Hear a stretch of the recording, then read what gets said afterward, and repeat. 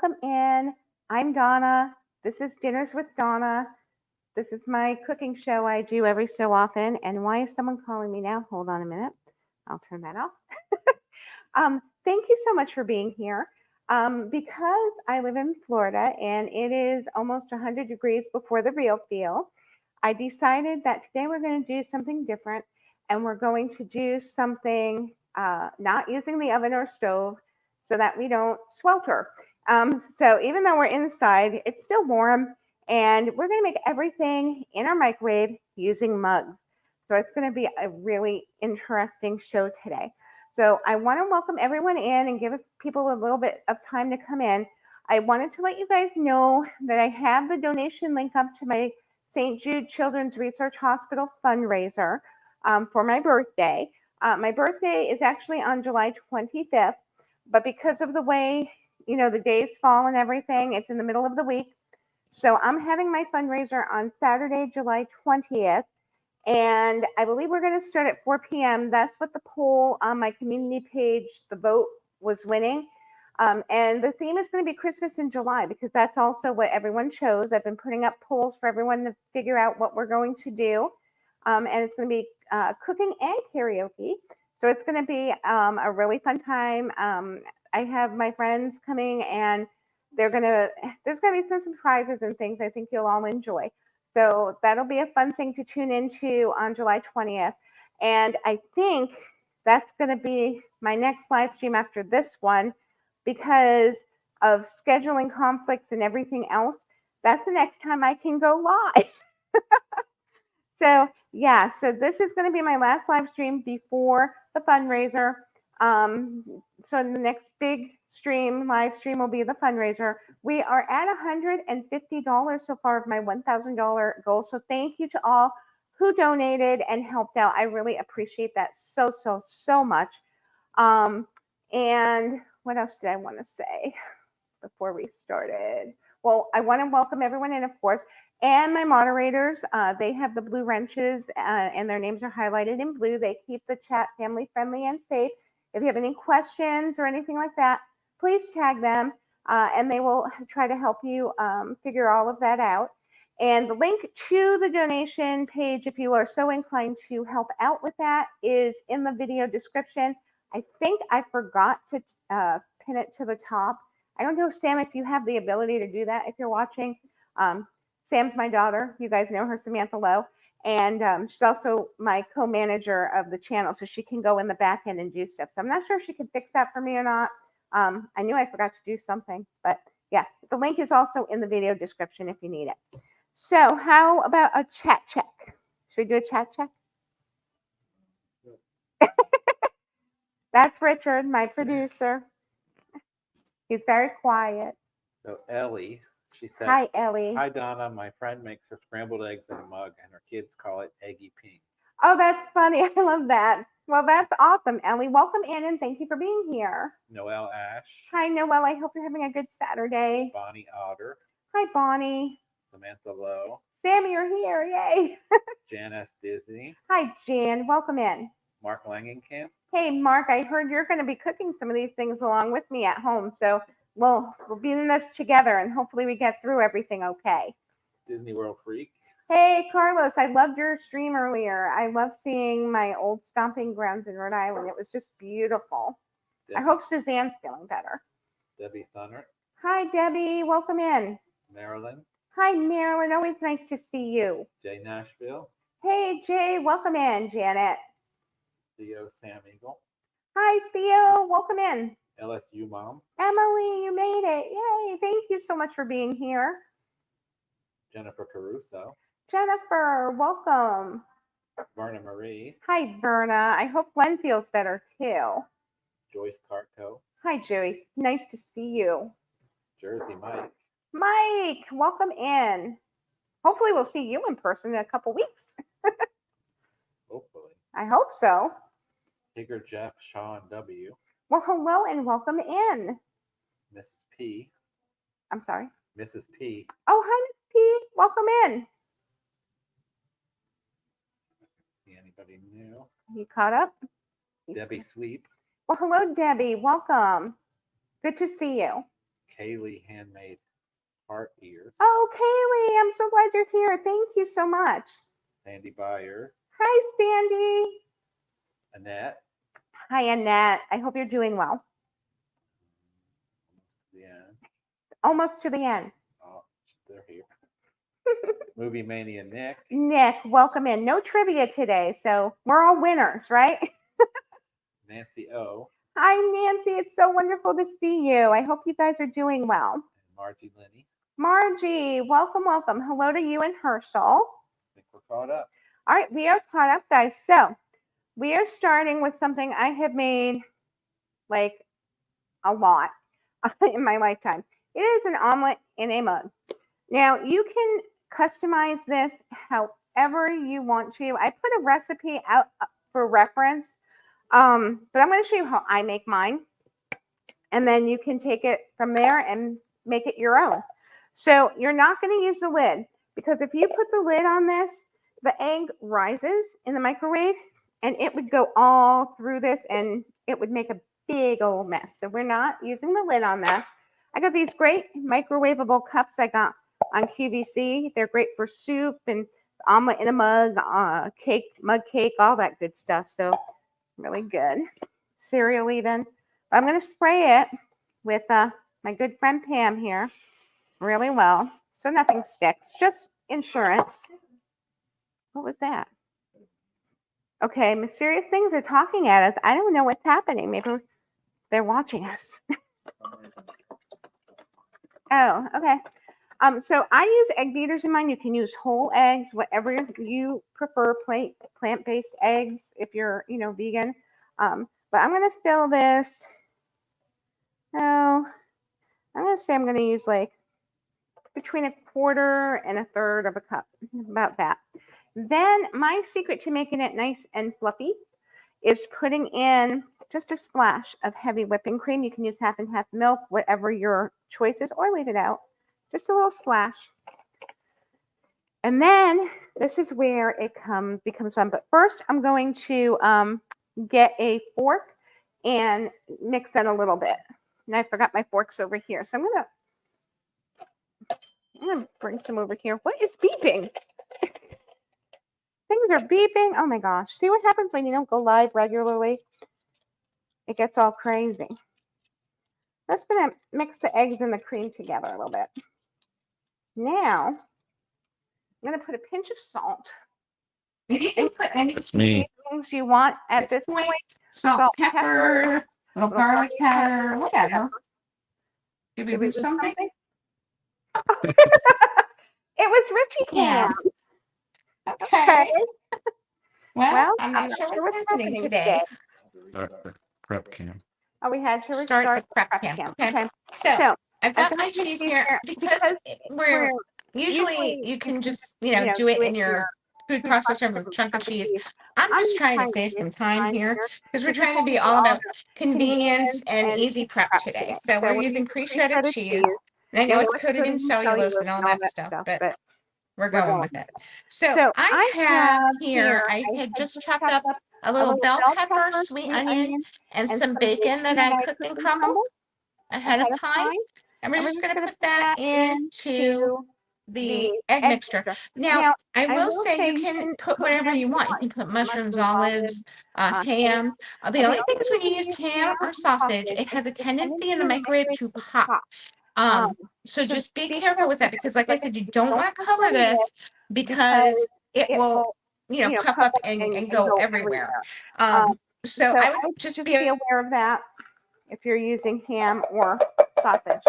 Okay, so I got most of it in there. Go. Yeah, right on. Okay.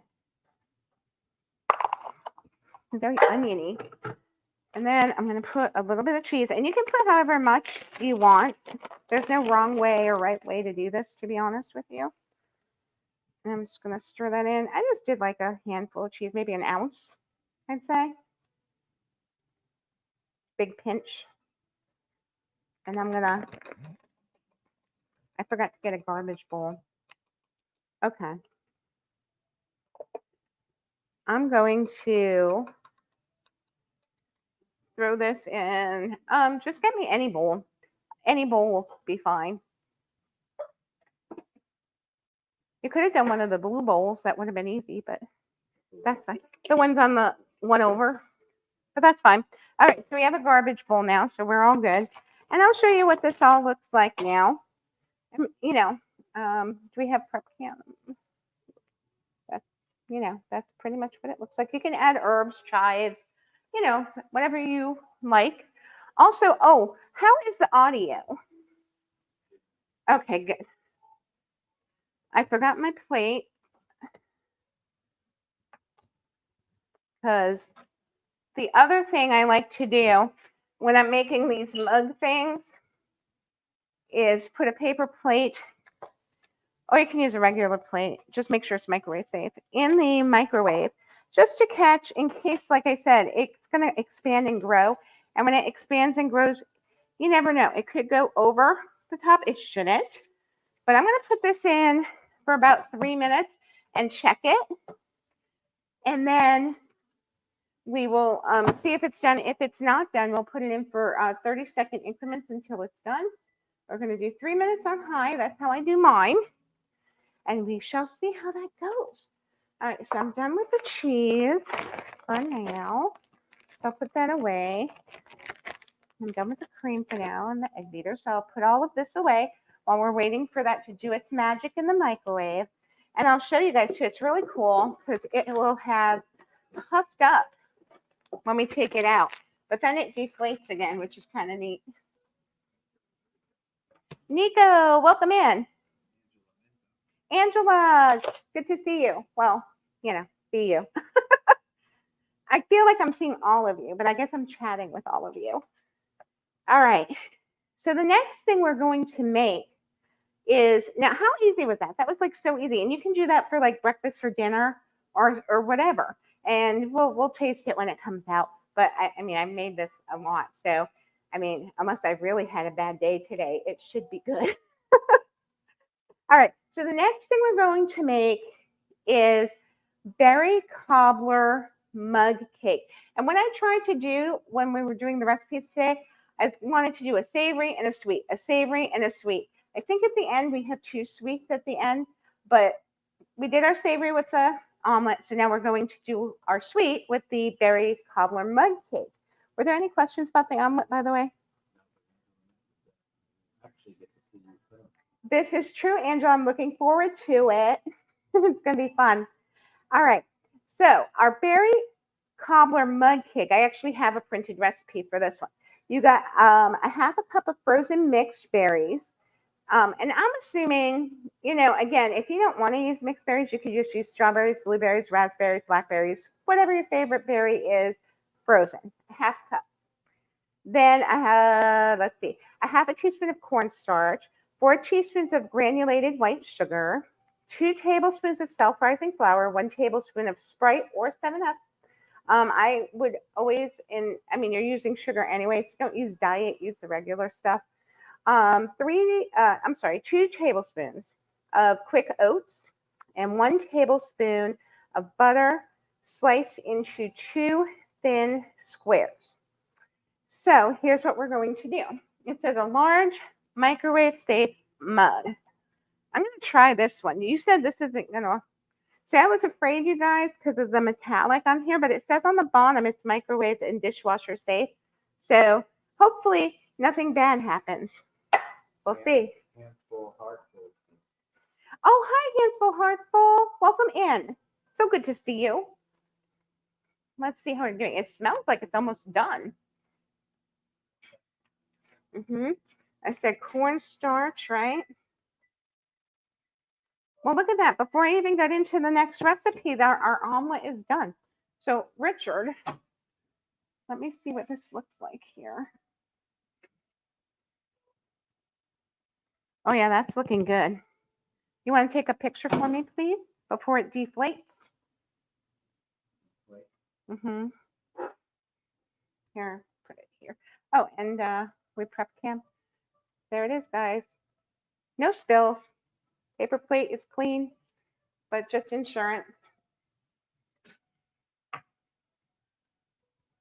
Smells good.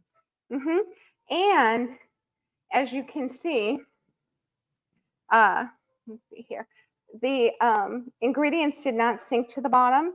They are all in there, distributed well because I mixed it. And yeah, but want to try it? Carol, sure. Well, hello, Carol. Welcome in. All right, we might need more forks. Okay, guys, so we're going into this really, it's going to be hot, so be careful. I know, have I ever made this for you? I've made it for me. No. You can see the green pepper, the bacon, and the onion and the cheese. Mmm. Mmm. Need salt and pepper. Mm. I don't think it does because of the bacon, but that's just me. And I want your honest opinion, Richard. How are the eggs? Do you think they're tough or are they nice, light, and fluffy? That's the cream. See, you need that little splash of cream, just a little bit. It makes it really good. Okay, so that's our omelet in a mug. And go over here. You can see it. Okay, so it's hot, but enjoy it. Okay, so I said berries. We're gonna need our sugar, which is over here, and I have the self-rising flour. I think I put the cornstarch over there already. We're gonna need our oats for this one. Got a $5 super chat from Nancy O. Oh, Nancy, you didn't have to do that. Thank you. Oh, thank you, Nancy. I really appreciate that. That's very sweet of you. I hope you all are doing well too. It's been hot. Has it been hot where you guys are? Because it's been like so hot. Oh, I know I keep complaining. Sorry, guys, but it's been really hot for me.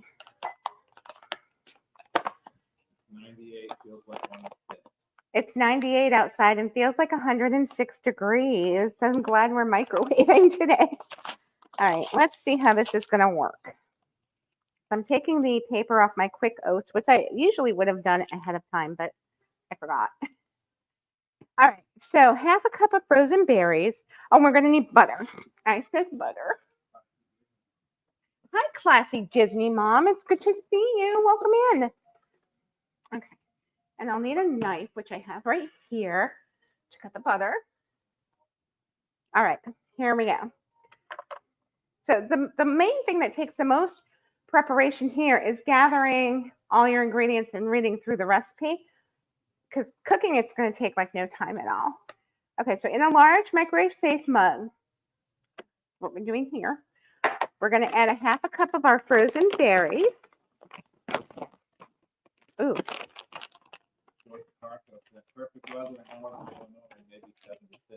Oh, that's beautiful. I wish it was like that here, Joyce. That sounds just lovely. Okay, so we need a half a cup. So I'm going to measure. Because that's one thing. You want to be careful with this. Now, I have not made this one before. So, you know, I don't know how it's going to go. I'm hoping it goes well. So here's our half a cup of berries. Just putting them in the bottom of the cup like that. It's so cold here in Scotland. 47 degrees. Oh my goodness, Ellie, brr, that is cold. Hi, Craig's Robotics family. Hope you're all doing well. Hi, Jonathan. I hope you and the family are all well. All right. I'm going to put the berries away because, you know, frozen. We don't want them to melt. All right. Now I believe we're going to put the cornstarch on there and the sugar. Yep. So we're going to take a half a teaspoon of our cornstarch, and this just thickens it up, you know, half. Is that a half? Yeah. So the half a teaspoon of our cornstarch. So that's right here. We're just going to sprinkle that over. Maybe 74 in Ohio. Oh, that sounds beautiful, Sandy. Boy, maybe I should come visit all of you guys when it's summertime. We could cook together where you are. And let's see. 4 teaspoons of granulated white sugar, but we're dividing it. So we're only going to use 2 teaspoons right now, it says, on the berries. So here we go.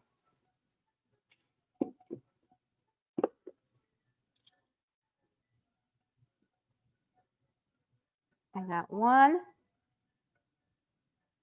Now I'm just shaking it over because I kind of want to, distribute it as best as I can.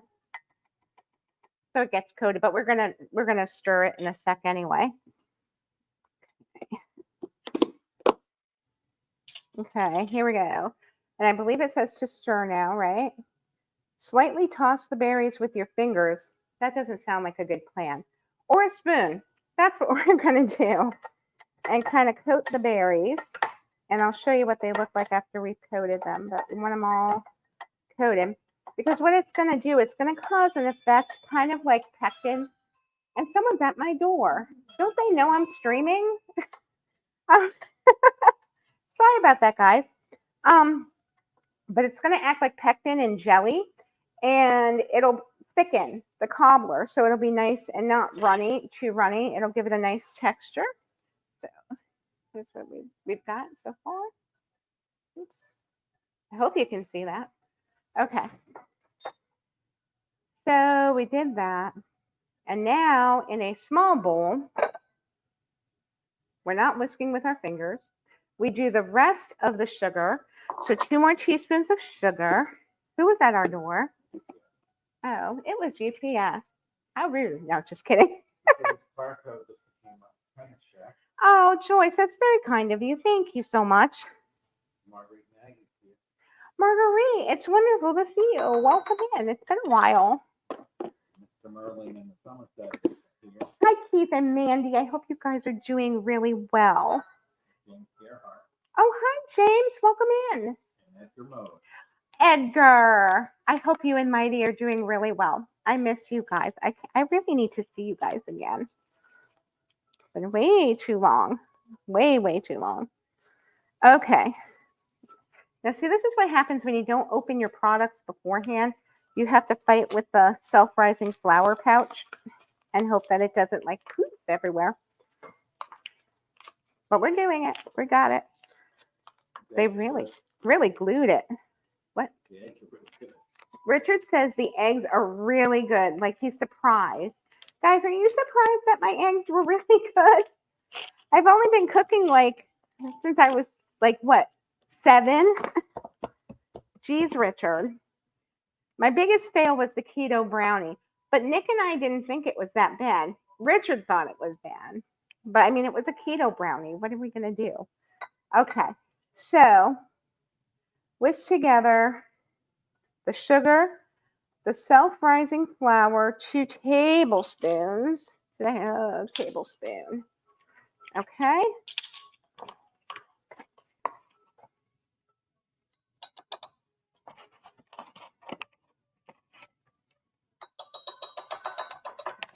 All right, 2 tablespoons of the flour. Then we're going to pour that on top of the berries. So I'm going to mix this up with my little whisk. I had a little whisk, but I don't know where the little whisk went. We'll have to use this one.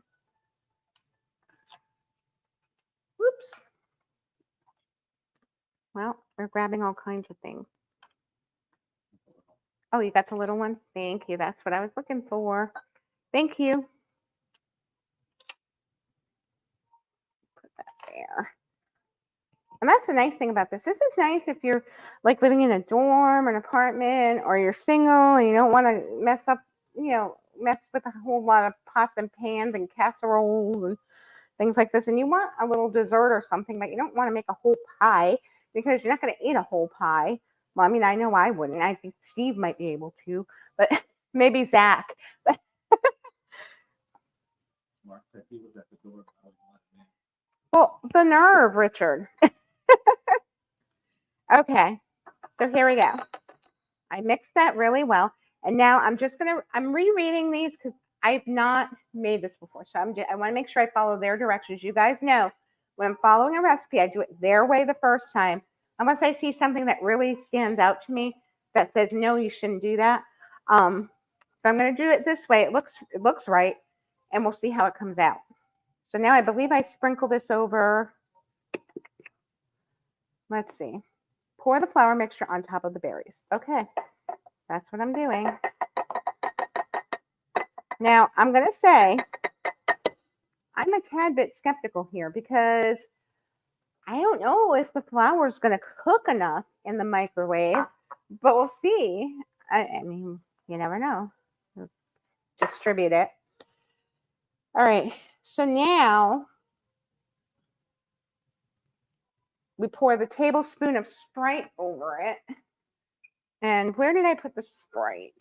Oh, yeah, I put it over here. Here's our Sprite. Ooh. It didn't overflow. I promise. It did not. I saved it. See, I know what I'm doing. Richard doesn't think I do, but I do. All right, so we're going to pour this gently over. And if it goes over a little bit, I don't think you're... And the purpose of this is to moisten the flour, it said, and that it will help it to cook better. So I'm hoping that's the case, and probably the sugar in it helps also. Pour the soda over the flour mixture, and it says this will keep the flour mixture soft, otherwise they'll get tough. Yeah. And sprinkle the oats on top of the flour. Okay. Carlos, you are amazing. Thank you so much. I can't believe I forgot to do that. But the link is also in the video description. But Carlos, thank you. Thank you to my mods for helping with that. It really means a lot to me. It really does. All right, so 2 tablespoons of quick oats, not the regular ones. You've got to get the quick ones. And we're sprinkling those over our top here. Don't blow your top, Richard. Cedric said, so lovely to see you cooking yourself with the cooking down. Oh. And also Richie. Oh, I've missed you guys too. Scheduling has been really, really rough. I always say, "Oh, I'm gonna plan a stream. I'm gonna plan a stream," and then everything happens, and it's Murphy's Law. It never works in my favor, but we're working on it. I always say, I hope things are settling down, but things keep coming up. So fingers crossed that we get on a more regular schedule soon. Okay, so now we top it with our butter, and then that's it. So Richard, if you wouldn't mind coming here for a minute, I'm going to hand these to you. We can put them on the table because I'm not going to need them anymore. We don't need oats anymore. And if we do, I'll let you know. But I know I'm 90% sure we don't. So we need a tablespoon of butter. And it said to cut it into 2 thin slices. Now, me being me, and having cooked as many years as I have, I'm going to cut it in little like dots of butter, you know, the little like little squares, because I want the butter to be all over that mixture. So I cut it like that, the little pecks. I'm going to put it all over the top.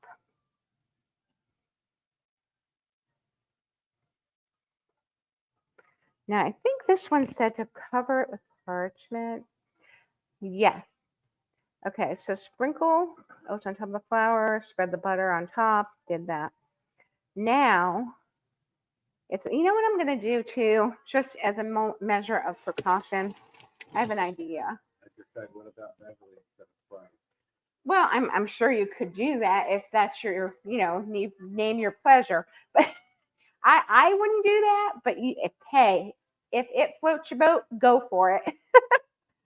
All right. So, I'm nervous these oats aren't going to get moist enough. So I'm just going to spray it with a little bit of, I can't believe it's not butter spray, just a little. Mark said you can't touch the quick oats Oh. anymore. Mark, you're funny. Okay, so, yep, I just sprayed it just to moisten them and give them a little bit of help. Because I'm nervous that the butter might not go evenly. And I don't think it's going to hurt anything. Parchment over this, and it says to microwave at full power for 2 minutes. All right, let's see what we can do with this.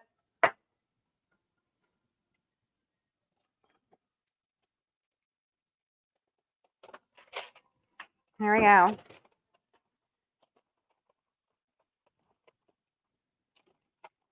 Now I'm gonna put it so that one end of the cup sits on the parchment. Otherwise, it's just gonna blow everywhere. There. Okay. So make sure that your parchment, I would say, is big enough to wrap around the mug, because we don't want an explosion, but we also don't want the paper to come off, because if the paper comes off, the oats and all of that is going to get, I can tell you, very tough. Not going to be good. So yeah, be careful with that. All right. So it says 2 minutes. Check the cobbler, and if it's not cooked, we 30-second increments. That's usually a good rule of thumb. So, hey, Doug, welcome in. I hope you guys are all doing good.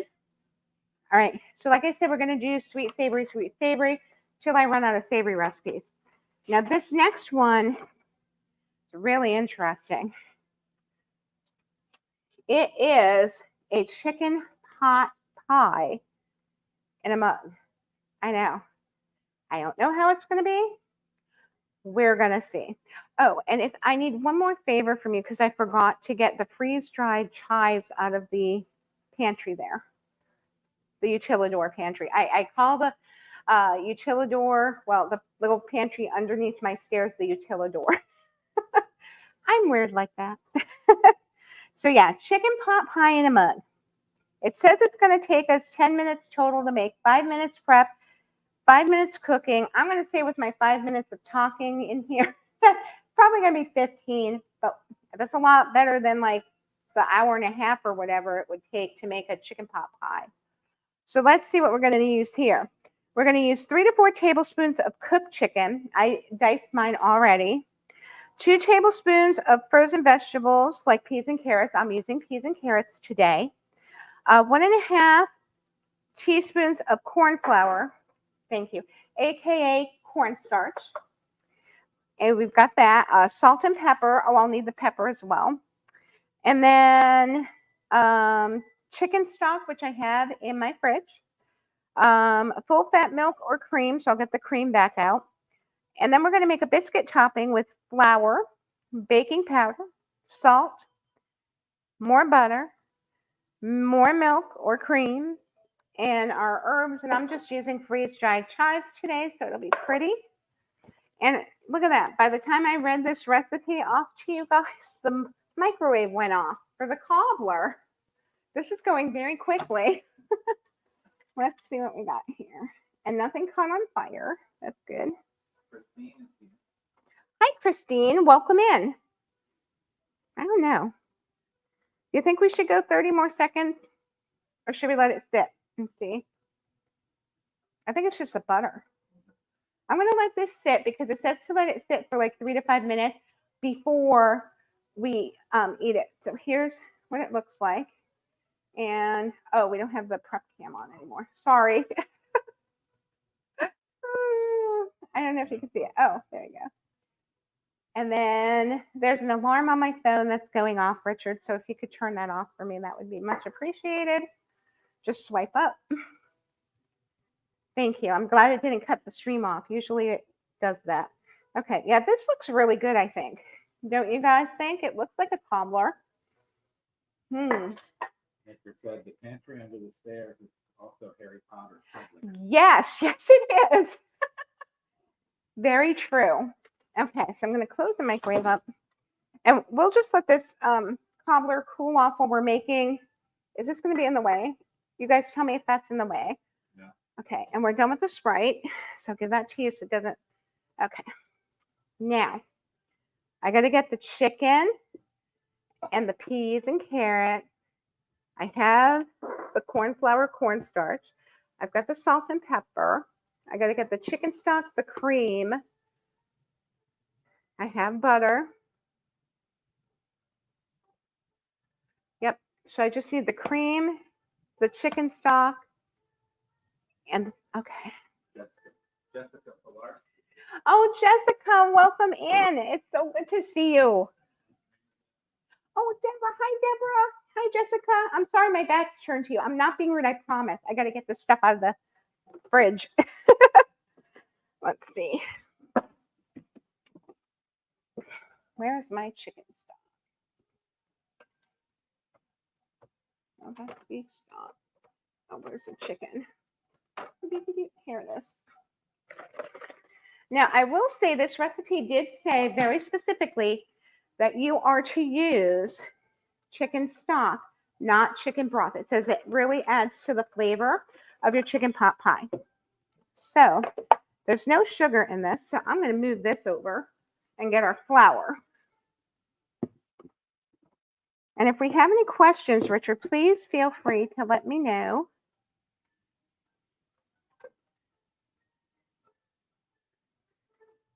I'm going to use this one. This is another microwave bowl I got on QVC many years ago. Actually, you know what? No, I'm not. I lie. But this is a really great bowl, but we'll use it for something else. I think we'll use for this our good old trusty Mickey mug with the cherry on top. We'll do that. All right, let's see. So in a large microwave safe mug, add the cooked chicken, the frozen vegetables, the cornstarch, salt, and pepper. Okay, so guys, here is what I have. And I'll show you on the prep kit. Maybe you can present it so they can see. Yeah, there we go. It's just the chicken, and you can see the peas and carrots in there. And that's pretty much all that is. So we're going to dump that in there. And I cube the chicken really, really small. But it's already cooked. So just know that. Okay. Done with that. Now, it's said to put the cornstarch, which is 1.5 teaspoons. I got my 1/2 teaspoon. And again, this is going to thicken it like a gravy.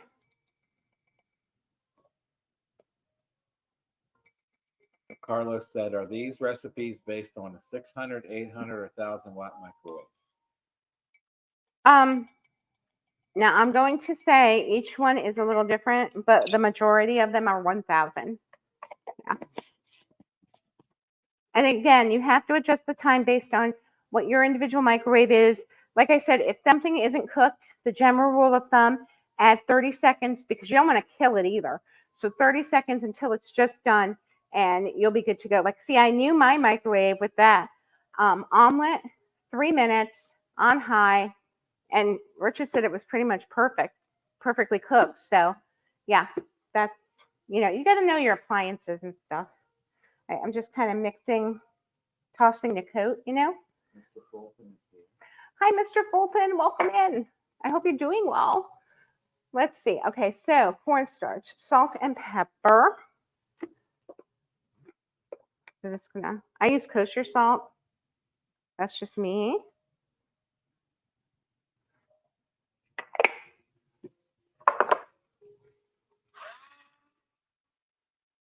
My nifty pepper grinder. And I've got a 4 peppercorn blend. Got white peppercorns, cherry peppercorns, black peppercorns, and green peppercorns. So salt and pepper and stir well. Okay, we'll stir it well.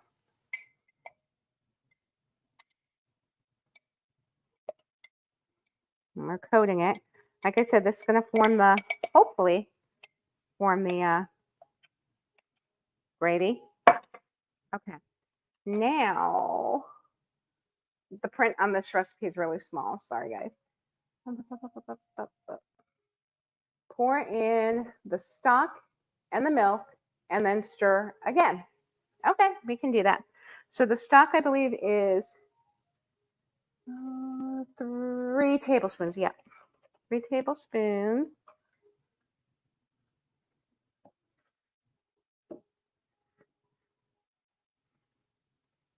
One,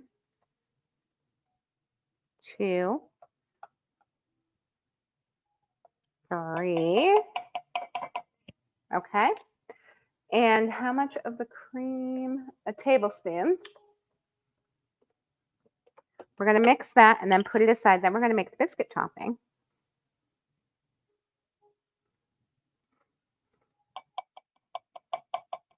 Okay. And while that's cooking in the microwave, I think I'll rinse the spoon off so I can use it again. Okay, so we're going to mix this really well. I wish I had like an overhead cam. I'm not at that point where I can do that, but I'm going to try to show you guys if you can present the prep cam. But that's what it looks like. Oh, there we go. And my alarm went off again. Stupid alarm. That's so frustrating. Okay, so it says to set this aside now. So aside it goes. We're done with the cream. So I'm going to put that away. And I can't believe it's not butter we're done with as well. Okay, so we'll go back in the door. All right, now we're going to make the biscuit topping. The biscuit topping is 4 tablespoons of flour. I'll mix it in here because that's good. Or did I mix in there? Yeah, I mixed flour in there last time. We'll do that. That way we don't dirty too many bowls. Okay, so I said how much flour? 4. Which is pretty close to a 1/4 cup if I'm not mistaken. A little more maybe.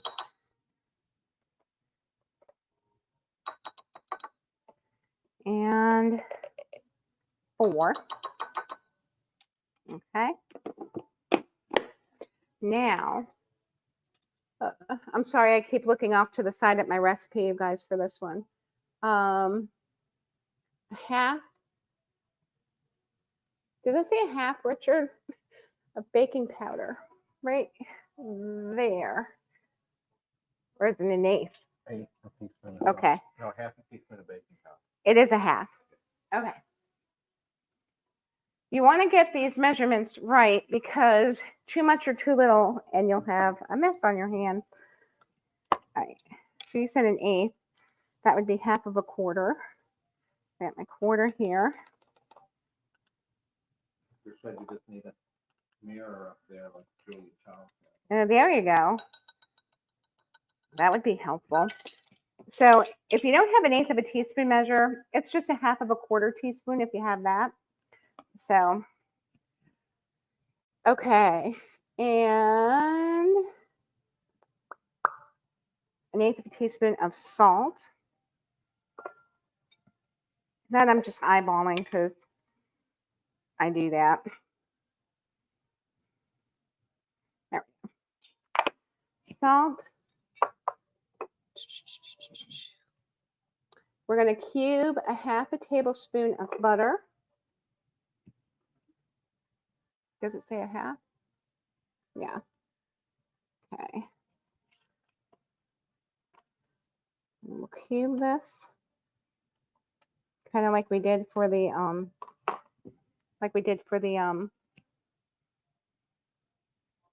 what is it called? The cobbler cake. Okay. And then we need 3½ tablespoons of milk or buttermilk. Okay. I'm gonna wash my hands because I got them buttered.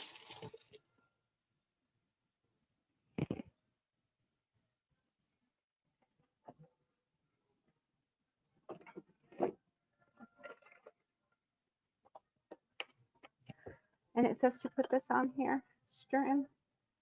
Let's see. Using a fork, we're going to cut the butter in. I know it's open. I'm coming back. Oh, okay. I was like, I'm coming back. So I'm going to use, let's see, a fork it says, but well, I'll go get a fork, whatever. I was going to get my pastry blender because you could probably use that too.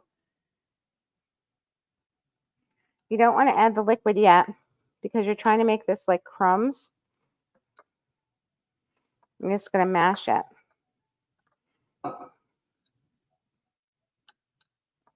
This is the messy part.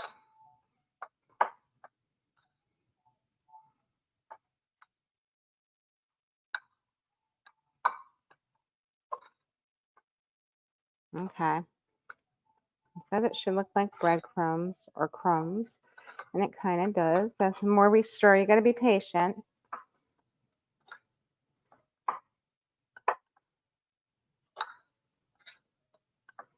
Okay, that's looking good in the neighborhood.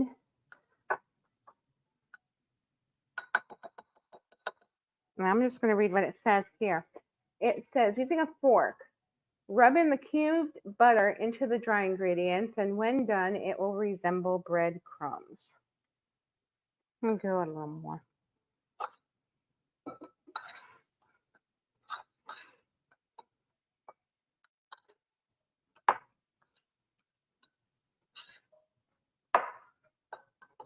That looks about right.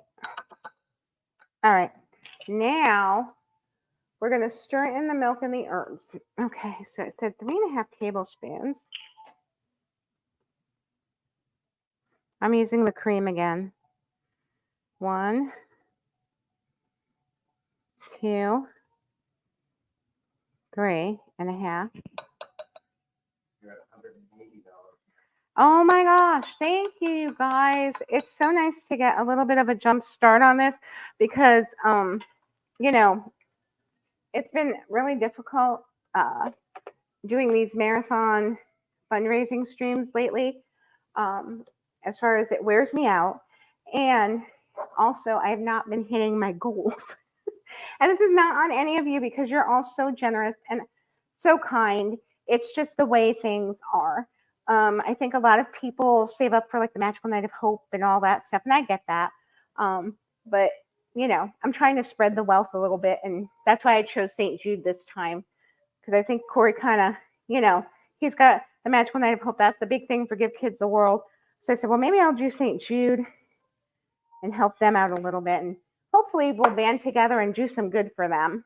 And then also, I don't have to worry about, you know, raising enough money to make a wish come true. Not that every dollar doesn't count at Give Kids. It's just you really want to hit that wish, but you know how it is.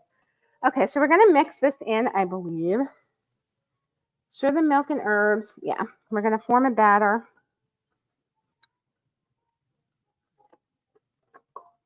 Oh, look, it looks like a biscuit batter. We made a biscuit. How fun is that? You guys, this is so nifty.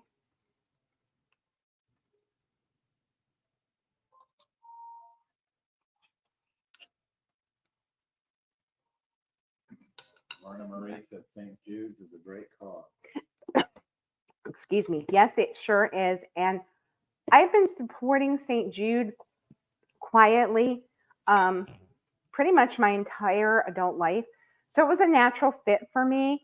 I think a lot of people in the Florida area do Give Kids the World charity fundraisers, and that's wonderful. But when there's so many of them, it's hard because people are like, well, where do I put my money? And I get that everyone wants to go to Magical Night of Hope and all that. So it was just kind of like, well, now what do I do? So I decided to, you know, like I said, do something a little different, something for another cause that's very near and dear to my heart. And like I said, hopefully we do some good things. Look at this, guys. It's a batter. It's so cool. Such a kind heart. Oh, Nancy, thank you so much. I appreciate that. Okay, so we've got our biscuit, which looks really good. It smells good. Smell that. Hi, Jason. I hope you and Gloria are doing well. It smells really good. Okay, sorry about that. Here. Okay. He got batter on his thumb. Gently scoop the batter on top of the chicken pie mixture. It might sink a little. Okay. It says not to worry. We don't worry around here. We make it work. And that is fine. During cooking, it will rise. We're going to microwave for roughly 2 minutes to 2 minutes and 15 seconds. She, on this one, says she has a 1200 watt microwave. So I'm going to do mine for the 2 minutes and 15 seconds. Mary, welcome in. So nice to see you. I hope you're doing well. Okay. This is a little sticky, I'm not going to lie. Which it's supposed to be. It's like a drop biscuit. Okay, so I put that on top as best as I could. And it doesn't say to cover it or anything. So I'm not going to cover it or anything. So I'll put it in the microwave and I will, let's see, put that there. And I will put it on here just in case. And do it for 2 minutes and 15 seconds. And let's see where we're at. That my mother is 89. Until she moved into her nursing home, was donated to St. Jude's for the last 25 years. We had no idea. About 3 years ago. Yeah, see, your mom's awesome. I do the same thing. I've been donating to St. Jude's every month since I was like 25, which is more than half of my life. And I really love that no child that goes through St. Jude Children's Research Hospital ever receives a medical bill. Their family does not have to worry about it, and it's all taken care of. And that, for me, speaks volumes, especially the way our healthcare, not to get into politics or anything, but our healthcare system is really flawed. Having been a pharmacist and everything, I've seen it firsthand, and it breaks my heart. So to see them doing such a good thing for these children and the families, so they can worry about getting better and healing. And they do the research so that, you know, they can find a cure for whatever's ailing these children. So it's really important, and I think it's a great cause. So yay to your mom, Carlos. I think she's awesome. Oh, I got the recipes. Hold on one sec. Let me get rid of that. I'm going to rinse real fast, guys, and I'll tell you about the recipes.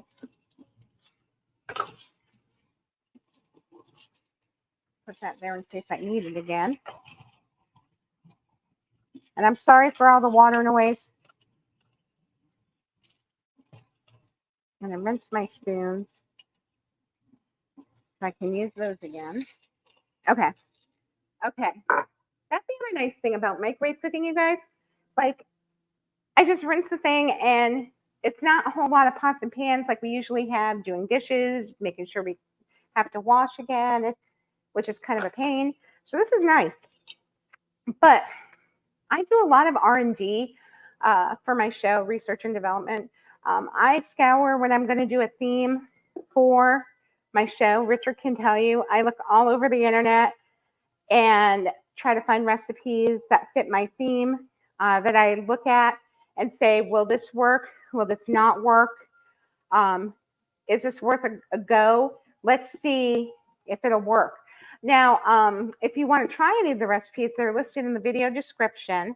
I also post them early for my channel members. They get early access. They get first notification so that if they want to cook along with me.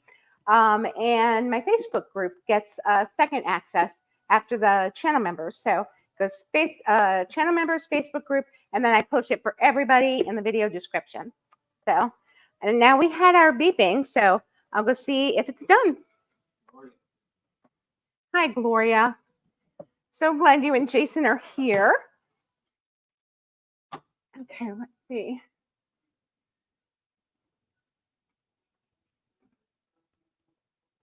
Okay, I think this needs a little bit more time. Okay, so while we're doing this, Richard, can you take a picture, did you already, of the mug cake? And we got to try it. Should we put some whipped cream on it? Richard's like, yes, we should.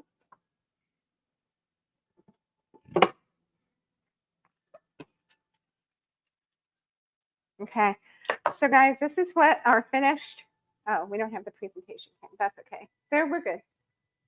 We're going to put a little bit of whipped cream on it. A little bit.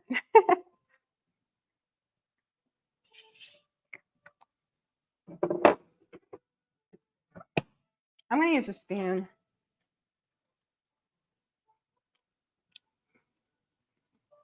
Okay. I think it's good that we let it sit. Okay, guys. Oops, where are we? We're over here. I'm used to having the prep cam on. So there we go. Oh, that's super good. Really good. Oh my gosh. I could make dessert in like 5 minutes.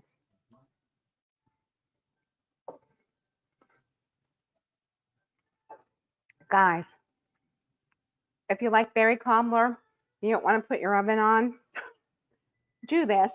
It is so good. What would you rate it, Richard, out of a 10? 8. 8 out of 10. I give it a 9. It's really good with the cream. If you put a dollop of ice cream on there, oh my gosh. You want some? They'll put it in here. Oh, hello and welcome in. Yay. Lots of friends today. All right.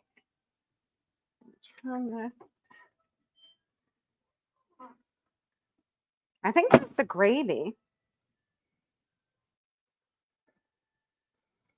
I'm not sure. Richard, come here and tell me what you think. I'll come over there. I think this needs 30 more seconds. Mm-hmm. That's the gravy on the top. I'll show you guys where we're at. I always look at the wrong. Okay. It's a little bit gravy-y, and the batter looks a little bit wet. So I'm going to put it in for 30 more seconds, and we'll see what happens.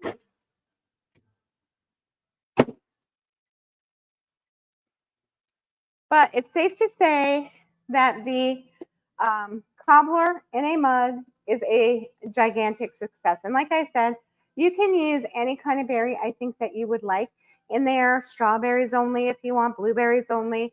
I love the mixed berry. I think it's absolutely delicious. Oh, really good. Okay. Trying to reach my recipes. My arms are so short. Oh, next one's going to be good, you guys. Peanut butter brownie in a mug. All right. I'm going to go check that, though, because it went off. Let's see.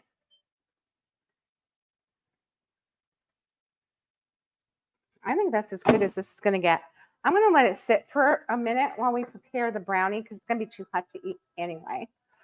Let's see what we need for a brownie, and then we'll make it.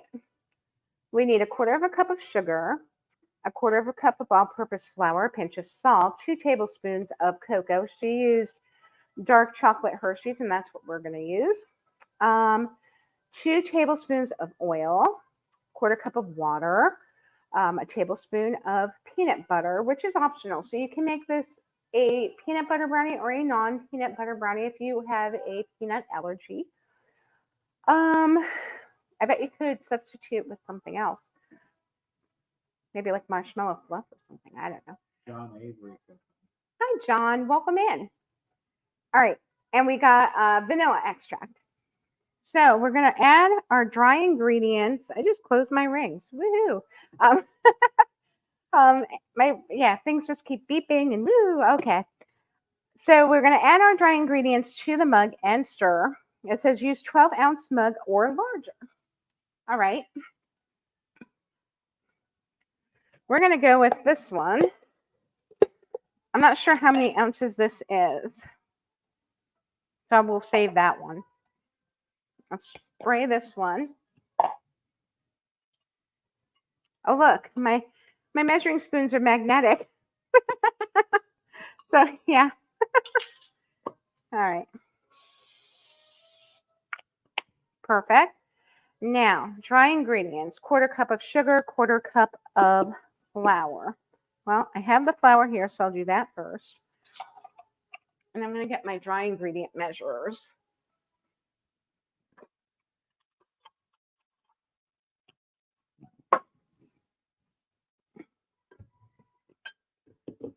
And I know we're going to need the cocoa, and we're going to need the peanut butter.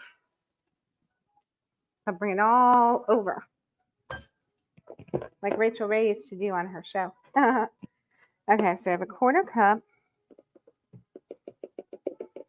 flour. There we go. 1/4 cup of sugar. Just double checking. Yep. Yeah. A little bit more. There we go. Sugar. That's a lot of sugar. Pinch of salt.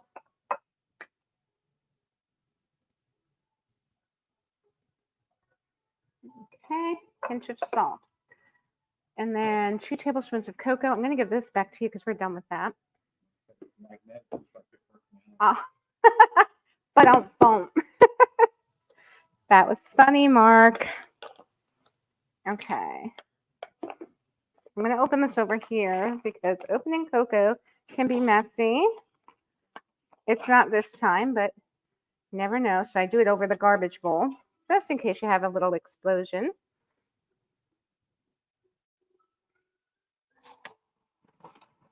I always get cocoa on my hand. Okay. I said 2 tablespoons. I did. 1.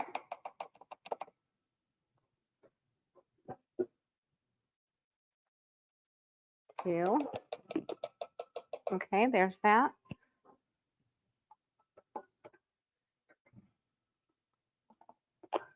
Okay. I think we're done with the cocoa, but we'll keep it there just in case.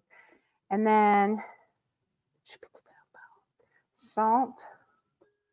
We did the pinch of salt. We did the cocoa.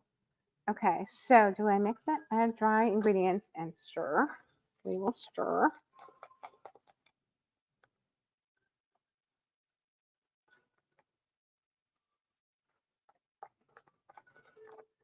So everything is well incorporated. There we go. Get a little bit of a mess. That's okay. I always get cocoa on my hand. Never fails. Okay. So here's our dry ingredients. All mixed up.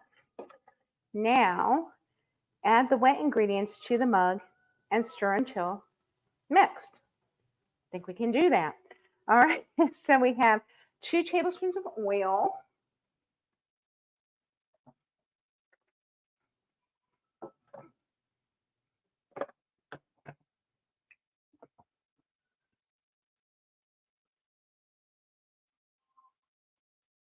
And I measured cream on the other side of this. I love these double-sided measuring spoons. I did my cream with one end and I'm doing the oil with the other end. So dual purpose. Okay. Got our 2 tablespoons there. Now we need 1/4 cup of water and a tablespoon of peanut butter. Okay. All right. So I'm going to measure my water in here. 1/4 cup. I like using the water from the fridge because it's filtered. Florida water sometimes is a little bit Hi, Doug. warm. Oh, hi, Doug. Okay, there we go. So 1/4 cup of water. And now we're going to mix. We're going to mix again. And hopefully this formed a batter. I'll put this over here. Look at that. We're making brownie batter. Oh, it looks good.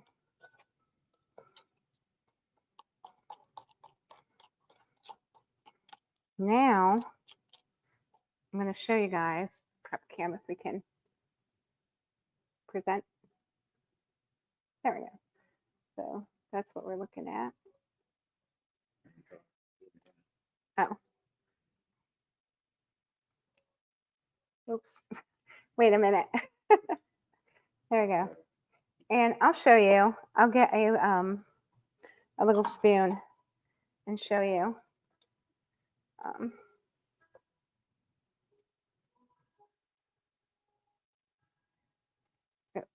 Brownie batter. Oh, it tastes just like a brownie too. Yes, I did lick that spoon. But it's not going back in the batter, I promise. Okay. So the batter is now mixed. Now I need to put a tablespoon of peanut butter, I believe, in the middle and push it down just a touch. Okay, here, try that. It's good, right? Richard agrees. It's good. Okay. We're going to get our tablespoon of peanut butter. I'm going to push it down a little bit so it goes in the middle. Just a little bit. Looks like a buckeye.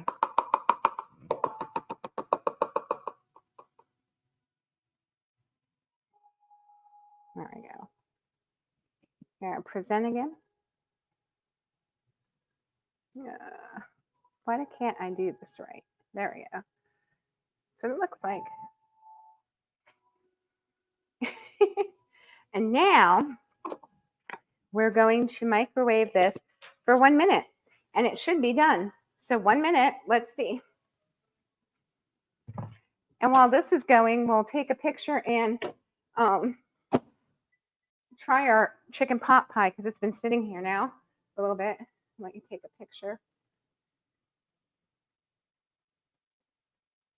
Your light's still on. Never a dull moment around here, folks. Oh, well.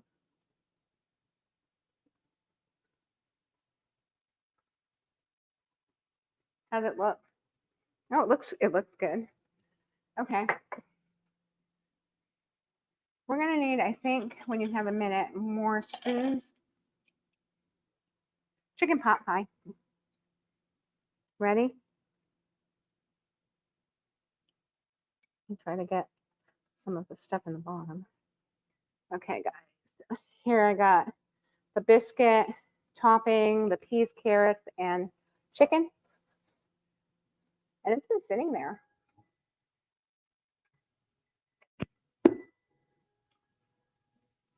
Shut up. It tastes just like chicken pot pie you get out of the oven. Oh my God.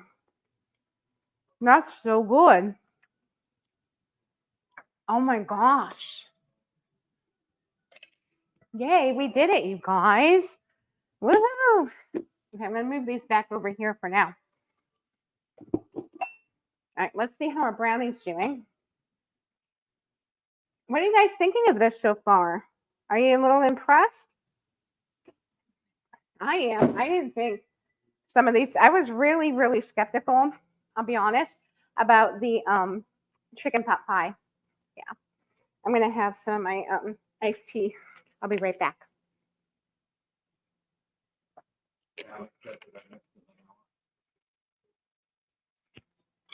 They didn't say where to put it in.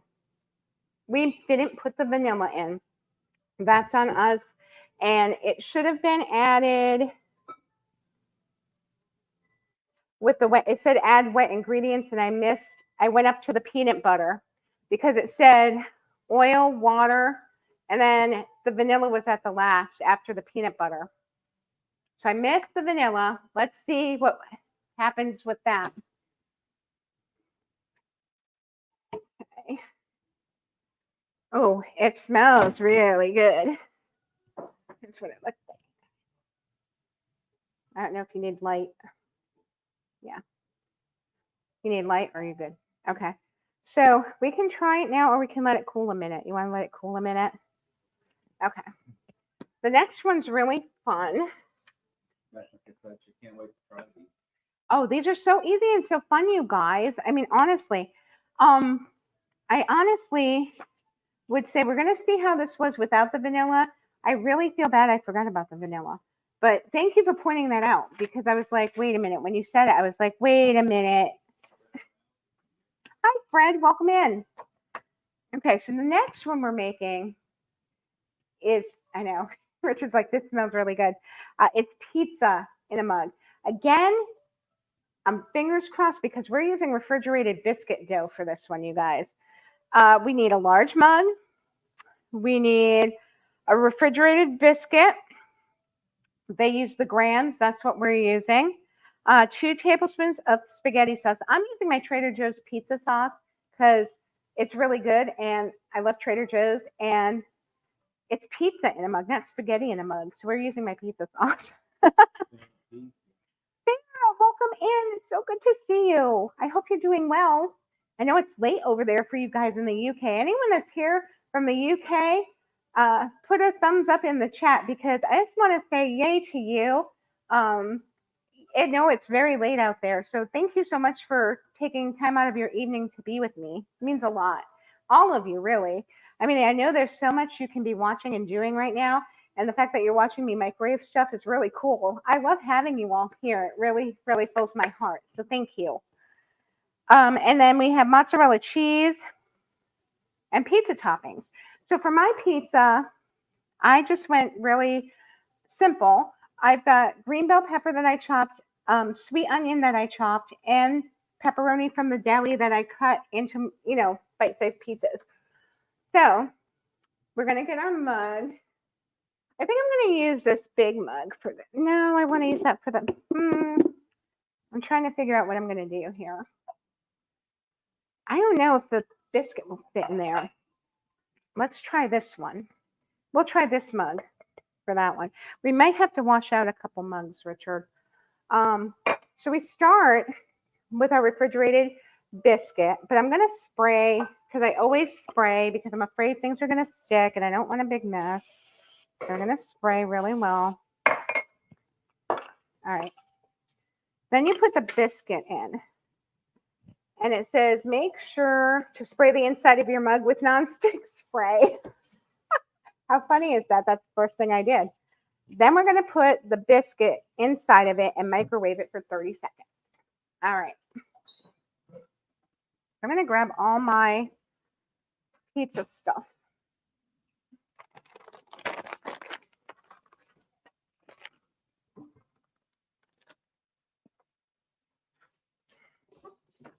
All right. Here we go. I got my 1 Grand's biscuit. I put it in a Ziploc bag. And we'll put this just right in the bottom there. And it says to do it for 30 seconds. So fingers crossed this works.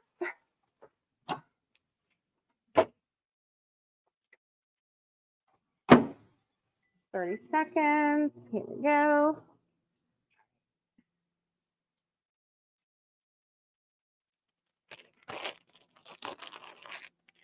Then after that, we're going to put our pizza sauce on. And this is what I use. It's Trader Joe's pizza sauce. It's so good. All my friends love it. I love it. It's a crowd pleaser. Can't go wrong with it. And it's affordable. Like $1.99, I think, at my store for the whole tub. It smells really good. Okay. So I'm going to grab that. Turn it so I can grab the handle. Okay. This is what it looks like so far. Not anything special, but there we go. Oh, Rhonda, so good to see you. Hopefully I get to see you for real in a couple weeks. Okay, now my nose is itchy. Oh, sorry. Okay, let's see. So now we top with the spaghetti sauce. We're using our pizza sauce. I'm going to say it's about, yay. Verna said, at this point, watching you is like spending time with an old friend. Oh, Verna, you have no idea how much that means to me. Yeah, honestly, I love all of you so much. I do this because I just really enjoy spending time with you guys. It's like having you over in my house when you can't be here and sharing my love of cooking with you. And it just really just brings me so much joy to do this. So thank you for saying that. Jason just became a chef. Oh, Jason, that's so nice of you. Thank you so much. I appreciate that. Okay. I'm trying to see the recipe, guys. My eyes, you guys know, my eyes are not the best when the paper's way over there. Spoon, 2 teaspoons. Okay, we did that, the sauce. Sprinkle some of the cheese over that. Okay, so I have my, again, I'm using the pre-shredded mozzarella and provolone. I'm going to put just a little bit cheese. Michael Lang is here. Well, hello, Michael. Welcome in. From Kinston, New York. Ooh. He said he hasn't been watching because they're moving to North Carolina. Oh, you're moving closer to us. That's wonderful. I hope you have a wonderful move, and I hope things go smoothly. I hope you enjoy your new home. Congratulations. That's so awesome. Okay, so guys, here's what I did. I chopped up my pepperoni, onions, and peppers. No, we're good, Richard. I've got the prep cam. I'll get this one of these days, you guys, you know. All right, so sprinkle the cheese, add our toppings. Trying to learn something. Well, I hope I'm teaching you guys well today. I'm just going to push it down a little bit. And do you put more cheese? Add your topping. I'm going to sprinkle a little more cheese on it.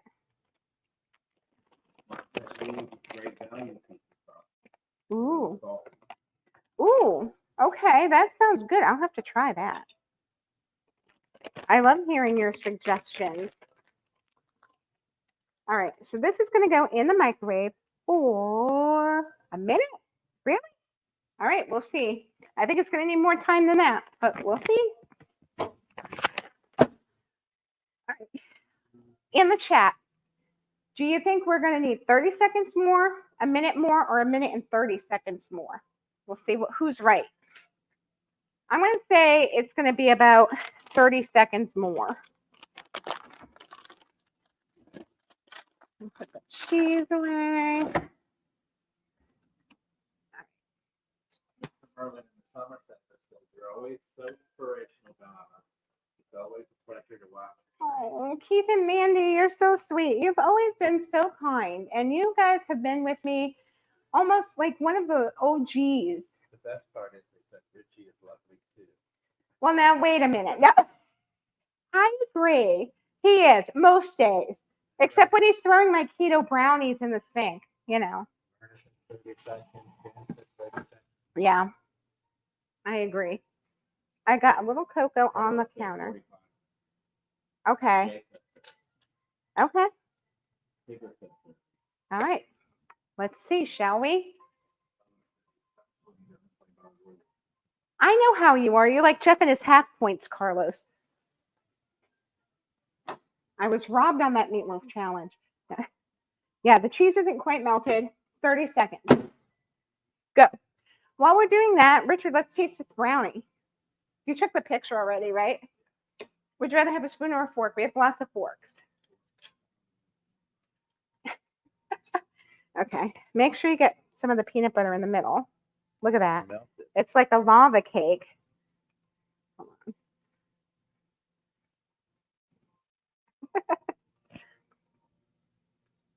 Oh, good Lord. That is so good. Mm. Definitely need a glass of milk. Mm-hmm. It's very rich. Whoa. Give me one moment.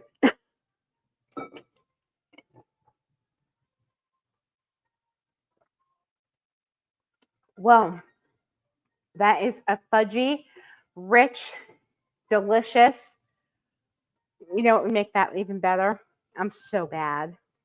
What would make that even better? And it would cut the richness. A scoop of vanilla ice cream. Oh my God. That would be so good.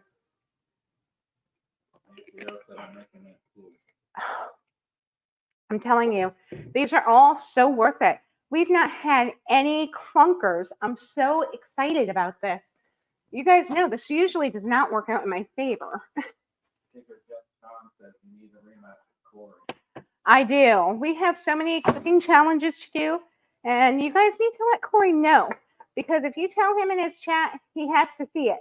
When I tell him, he doesn't text me back because he's so busy. So if you guys want to see challenges, let him know, let Steve know, and then they'll help figure it out. Okay, guys, so I think it's done now. Oops, I don't want to tip it and have it fall. Okay. I don't know. Can you see it better that way? But yeah, take a picture. my picture. Corey's little girl, Lucy, she just turned 8. And when she was 3, we were at Disney Springs and we were in Uniqlo. And she wanted me to take her up the escalator. And she said to me, Donna, can you take me to the alligator? And I didn't know what she was talking about. And so then Stephanie said she wants you to take her on the escalator. I'm like, oh, okay. So I took her on the escalator, the alligator. And she's like, can we do the alligator again? And we did it about 10 times. Then we get down to the bottom, and she wanted to sit where the little mannequin was. And she goes, Donna, take my picture. It's so cute. I love that little girl so much. Both of those girls are just adorable. Taylor and Lucy. Love those two. Okay. It smells good. All right. You ready for this? It might be hot. My concern with this, now see, if I was to make this, I probably would just make it keto and not put the biscuit in it. You probably would want the biscuit. Me, I would make it like a pizza bowl and not use it. Because my concern with this is the biscuit is not cooked. So let's. Mark said you forgot pineapple. Oh my God, it's cooked. You guys, oh my gosh, look at that. It actually cooked. It's brown. Can you believe this? It's brown. It has cheese pull. It has cheese pull. Oh my God. Oh, pop it. Hot.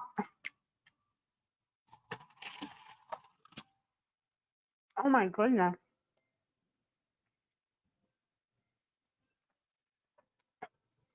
So worth it. So worth it. That is amazing. I cannot believe the crust we got. Can you believe the crust? I am shocked. I thought it was going to be raw. You got it, Sam. Come on down. You can sneak behind the cameras and come get some of this stuff. You know, it's really good. All right. Pizza in a mug. Another success. Woo, this is exciting. All right. So now this one makes me nervous for Richard because it's paleo and gluten-free. I should have invited Alyssa, but Neil had a gig tonight.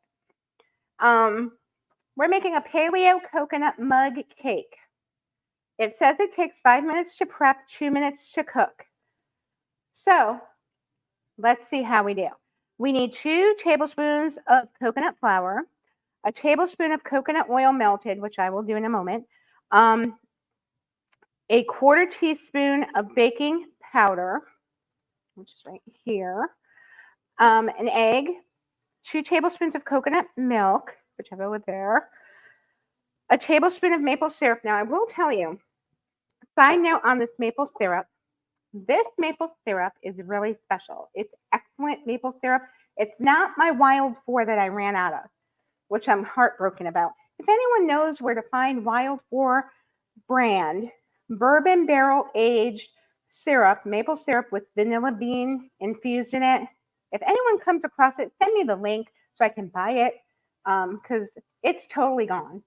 But this we found at, it was the Food and Wine Festival, wasn't it? They had the maple tapping or whatever inside the show place when it was open. And this has been sitting and aging in my pantry ever since because I was using my Wild 4. So we're going to use this now. And I tasted it at the event. So I know it's excellent. It's not as good as my Wild 4, but it's really excellent maple syrup. It's Burton's Maplewood Farm, 100% pure maple syrup. And I highly recommend this. You can't find Wild 4, but you can find and afford Wild 4 syrup. It is so, so worth it. Okay. Well, hello. Welcome in. Can we get a close-up of a cute truck on top of the fridge? Oh, sure. Here. Do you want to bring it down? And then we need some shredded coconut unsweetened because we're paleo here. I have no idea what this is going to taste like. I don't know where the sweetness is going to come in. Fingers crossed, you guys. And there it is. It lights up. Here, I'll turn off the big light so they can see the light. Is that better?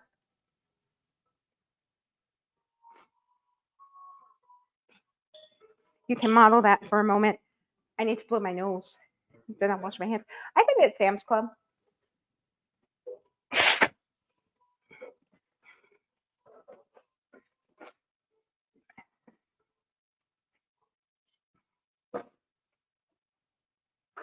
Oh dear. It blew a flat. Flat tire. You're almost there. Oh, almost. There you go. Yay. Good job, Richie. Okay, I'm going to wash my hands because I just blew my nose. Richie.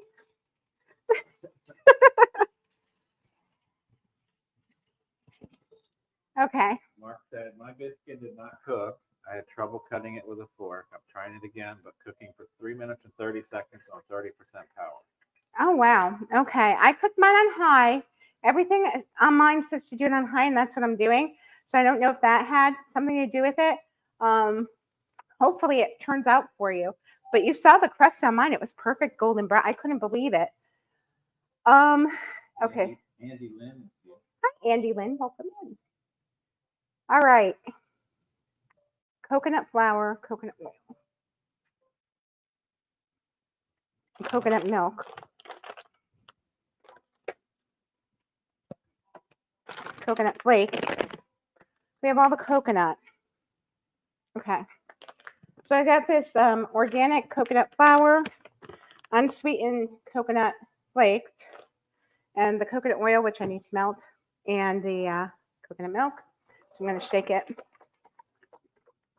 And it says in a large, oversized, microwave-safe mug. We'll use this one. To add all ingredients except the shredded coconut and mix well with our little. Oh, it's called Wild 4, like the number 4, and 2 separate words. So Wild 4, yeah. It's so unfortunate. It was like the best syrup because I'll be honest with you, Richard does not like maple, but he ate that syrup and he liked it. It's the only one I could find that he actually enjoyed. I'm going to see how this works because it's getting its sweetness from the maple syrup. I don't know, Richie. This one might be where we go south.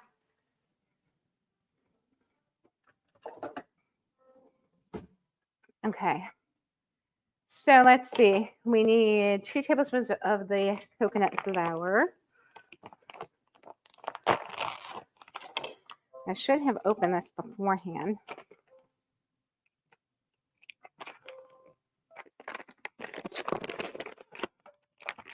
Coconut flakes, it's going to be for later. And then we got our coconut milk. I'm going to shake it some more. We need to melt our coconut oil. Now, for those of you who do not know, now it's warm here, so we may not have to melt it, but we'll see. I can open it. Oh, go ahead. That's what it looks like. I got mine at Costco in a huge bottle. It lasted us over a year. It was amazing. Oh, come on. I'm fighting with the coconut oil, you guys. Does not want to. Not the vanilla bean infused one. I checked. It's the you can get the regular one. You just can't get the bourbon aged vanilla bean. I know, $37 on eBay. That's how popular it is. I'm telling you, best maple syrup I've ever had. Now, I'm gonna look and assess. I'm gonna assess this. Yeah, we'll melt it. I'll put it in the little dish. We'll get we said a tablespoon. So we'll get our tablespoon.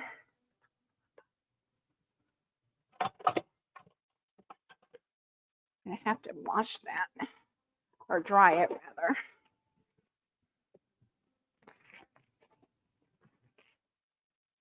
Lots of like spoon measurements in this one. Okay, I'm gonna do this because it'll be easier to. But as you know, coconut has a lot of fat in it. So this is what your coconut oil is going to come looking like. It's not really oil, it's solidified. So you have to melt it. I got my tablespoon. It should pop right out. It mostly is popping out. Arnie and Doug, yay! Welcome in. Guys, if you don't watch Pepper Tree Villa on Monday night at 8 p.m. Eastern Time, you're missing out. They are so amazing. They craft, they cook, they watch Hallmark movies, they put up like 40 Christmas trees. They're incredible. We talk about Hallmark ornaments. It's a great place to be, and they're funny. They have a cocktail that they make every week. Amazing. So this is Luana coconut oil, and I just picked up the one that was the cheapest because I don't use coconut oil very often. Don't forget about the Dougism. Oh, the Dougisms. I mean, tune in just for the Dougisms. You'll be on the floor laughing. It's so funny. Doug is the best. We love him. I do it for 20 seconds like I would butter and see. And be sure, you guys, to check out all my friends who are in the chat. I know Jennifer Caruso is here, and Carlos, Disney World Freak, was in here. They do great streams. Jennifer does Disney World, just cruises. She does all over South Florida. She does fun concerts. Disney World Freak just was live from my home state in Rhode Island doing the beaches. He does bingo. He does all kinds of stuff. Does Lego. Who else is in here? Zippity Doo Doug was in here. All our friends. Feel free to check out their channels, and if you like what you see, subscribe to them.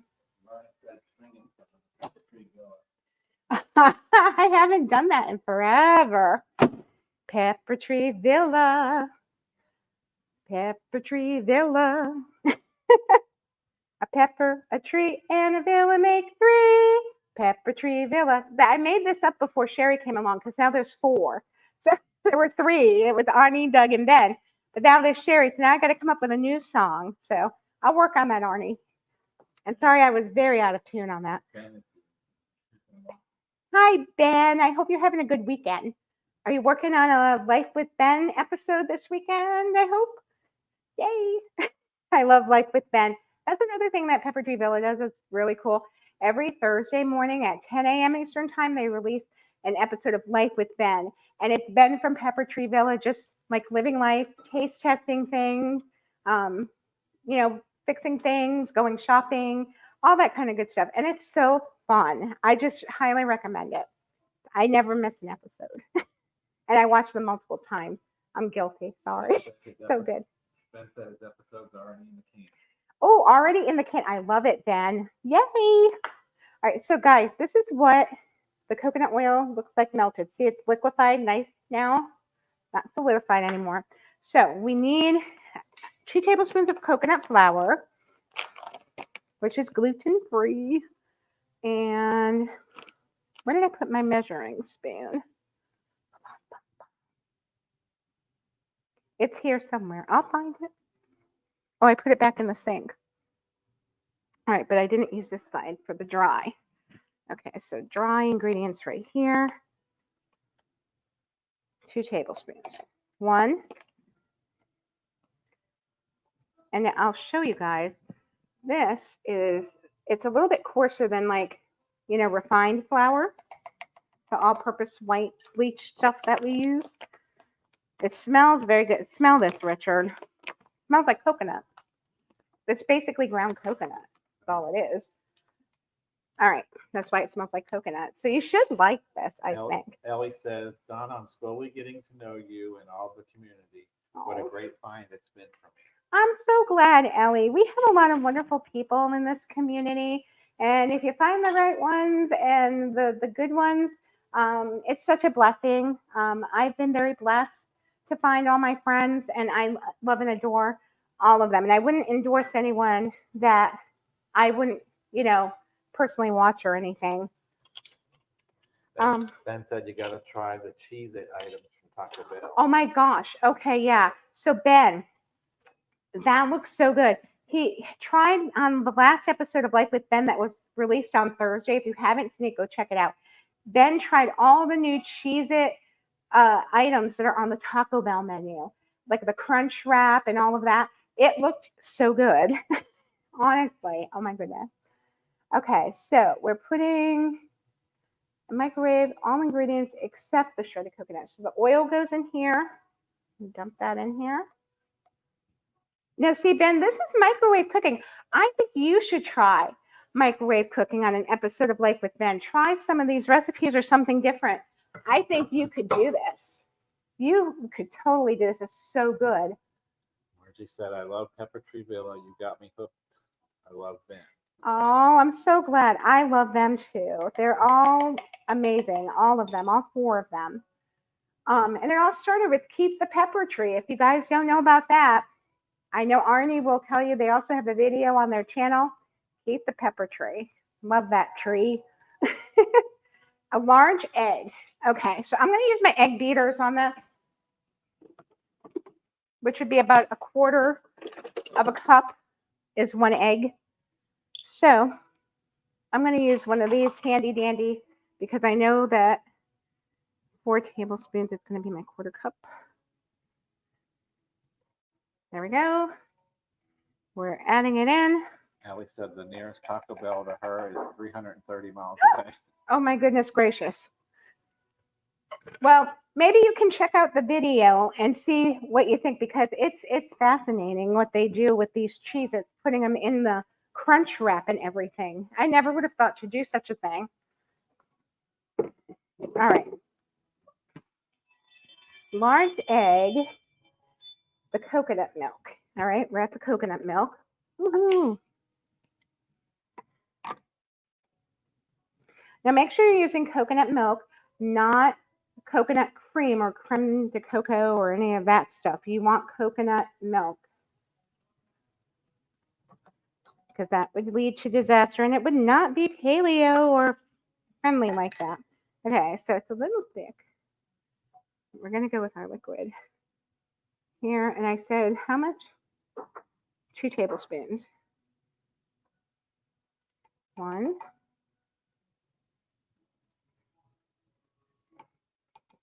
2. And you will notice there's solids on the top and everything. That's normal. That's perfectly fine. Like I said, we all know coconut is a high-fat food. That's why things like that happen and it solidifies. Not to worry. Nothing's wrong with it. It's perfectly fine. And the maple syrup now. So here we go. I'm sorry you're not wild for, but you're still really good.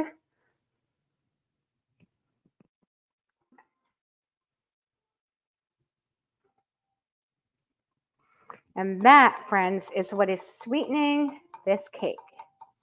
1 tablespoon, and that's exactly what we had. Sarah said, good night, Donna and Richie and all. Thank you, Donna, as always.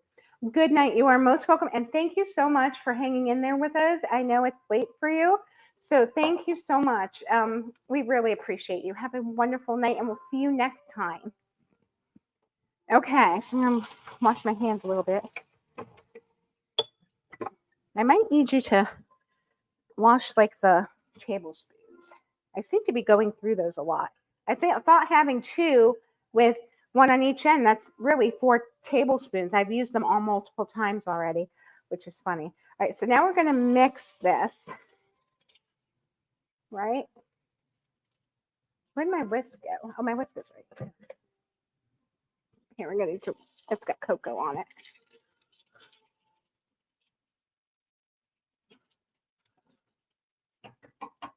Thank you, cheap dishwasher. Okay, so we're going to whisk this up. Cheap or cheap? Cheap with an F, not EAP. Okay, so we're mixing this up like a little batter. And what does it say to do now? Now we're going to stir in a tablespoon of the shredded coconut, but I can eyeball that. I'm going to eyeball it because there we go. And again, this is unsweetened because this is paleo. A little bit more.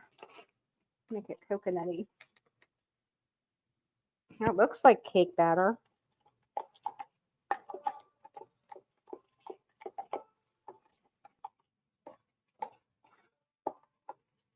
Mix it really well. And kind of get the sides down so it all goes in there. Okay. That's, oops, what it looks like. So now it says cook the cake in the microwave at full power for 1 minute and 30 seconds. Cake will initially rise very high and then it's going to sink, kind of like our omelet did. So, okay.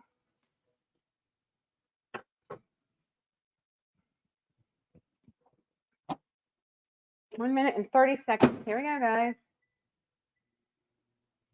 All right. So we're done with this. We're done with this for the night, Richard. And we're done with the maple syrup. And we're done with that. And we're also done with that. I'm going to put that away later. We're going to need that for garnish.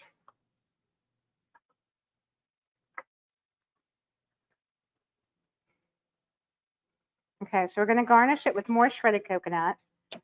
And then our next recipe is really fun. Sam's going to like this. It's macaroni and cheese in a mug. We have 49 seconds left, so I'll just start going through the ingredients, and then we'll get to our cake. Really? Oh, wow. I got mine at Walmart. That's where I found mine. And it can be really expensive. I paid $4.97 for my bag, and I have no idea when I'm going to use coconut flour.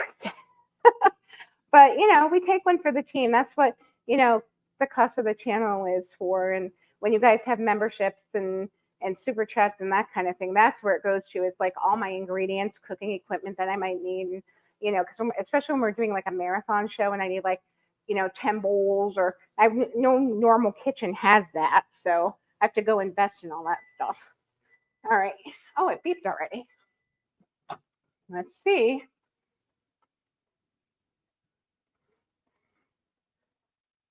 Well, interesting looking.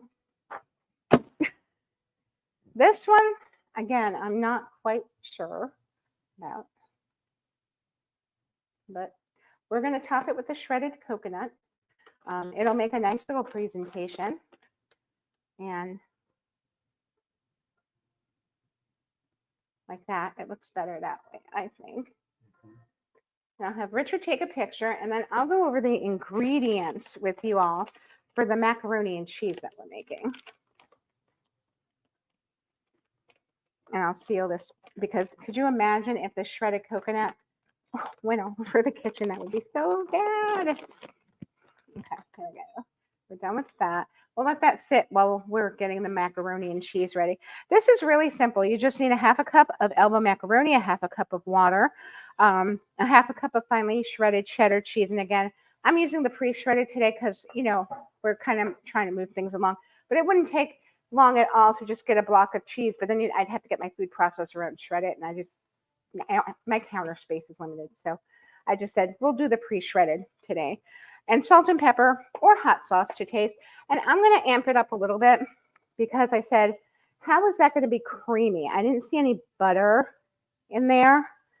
So I'm going to add just a touch of heavy cream to the mix, and we'll see how that goes. So we've got our elbow macaroni. And that's why I was saving this one, because I knew I wanted to make the macaroni and cheese in like a bowl. So we need half a cup.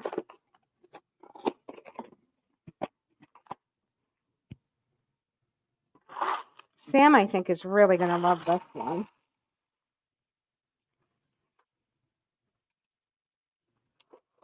Okay. There we go. And then it says a half a cup of water. Easy peasy.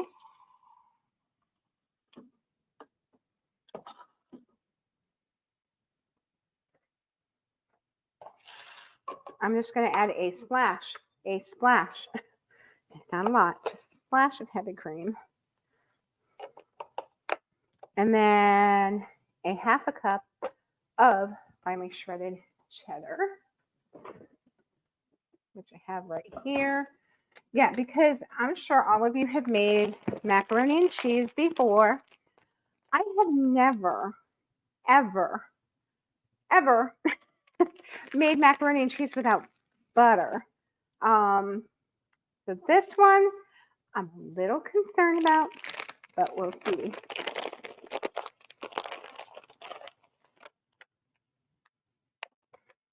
Okay. Here we go. We're going to mix it up. Mix.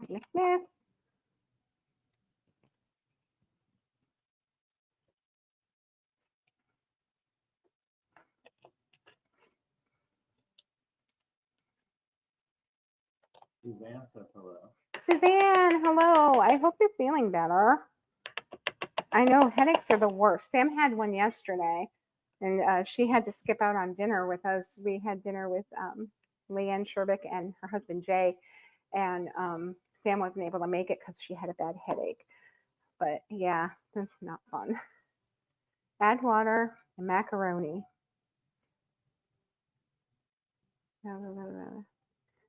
Be 1/3 of the most. Did it say to cover it?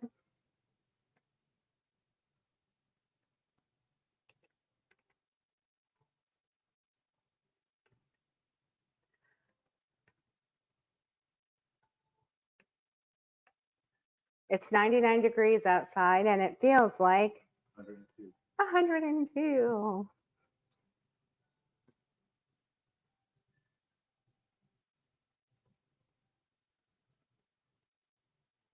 Uh-oh, I think I screwed this up.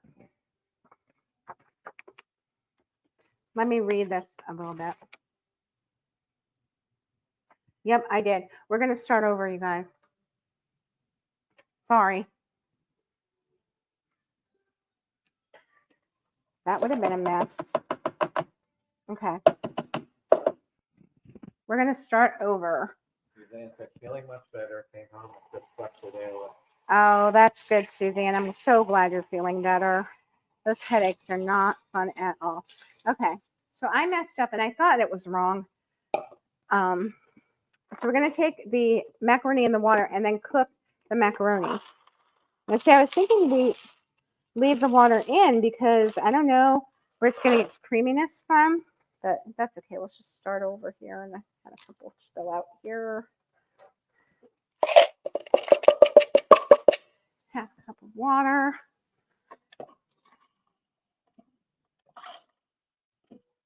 Okay. No salt in this? They don't put, you gotta put salt in your pasta, just a little bit. Okay, so I'm deviating from the recipe. I'm putting the salt in the pasta. It says, it doesn't say to cover it, so we're not going to cover it. Microwave at full power for 1 minute. Remove and stir. Remove and stir. We got to do it like 3 times. Okay.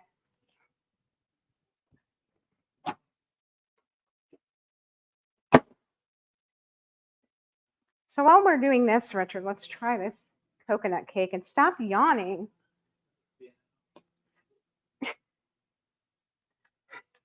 Richard.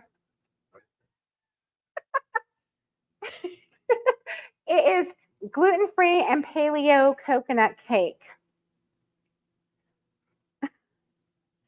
Okay, so here it is. I hope you guys can see it. Looks really good with the garnish. Great. It smells coconutty. It's very warm, so be careful.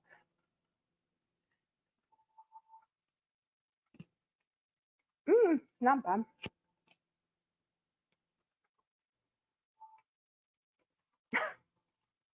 It's not bad for what it is.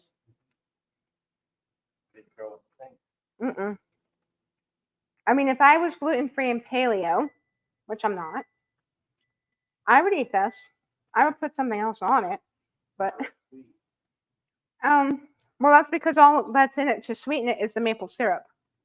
I might put a little more maple syrup, I think, if I made this again. It's not bad. On a scale of 1 to 10, I would give it a 6.5. What would you give it? 6. Yeah. Arnie said, mac and cheese. I know, right? I'm sorry I misread the directions, you guys. So I'm just going to kind of swirl it around.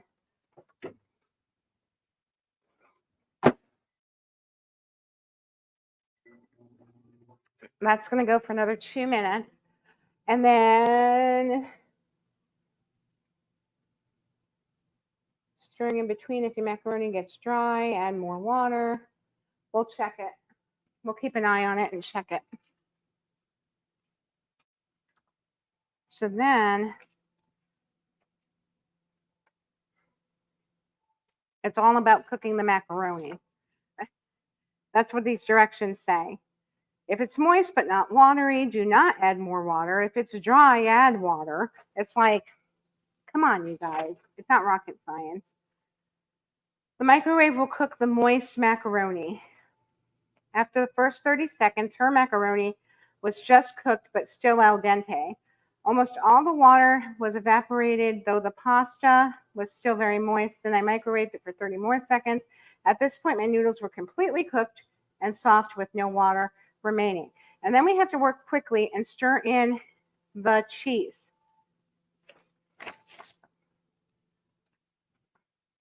I'm going to check it. I don't know what kind. Oh, she must have like a cyclone nuclear, because mine's not even, there's no way that's going to be done. Arnie said, Doug and I were talking about mac and cheese while eating lunch. Ooh. Mac and cheese is all about sodium citrate. Yes. Yes, he's absolutely correct.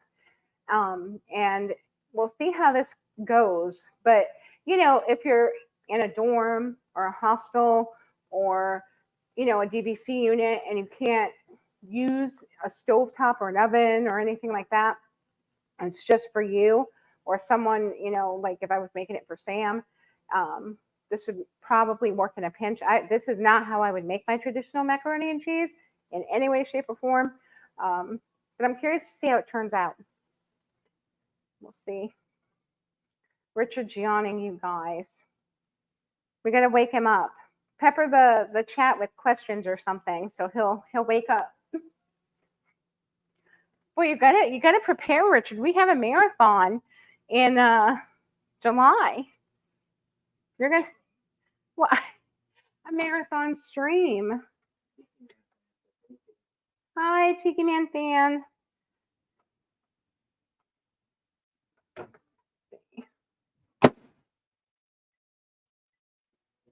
Now, see, hers was, she said her water was all gone. And I can tell that my pasta's cooking and it's almost done, but there's a lot of water there. And I say I might just deviate from this recipe and put some butter, because I don't know any macaroni and cheese recipe that does not have butter, and everything is better with butter. So I'm putting it in. Right, Richie? Hang in there. You've got this.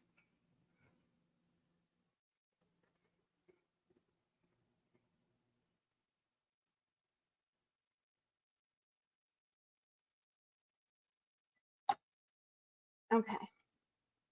Let's see. Yeah. No, that's not cooked at all.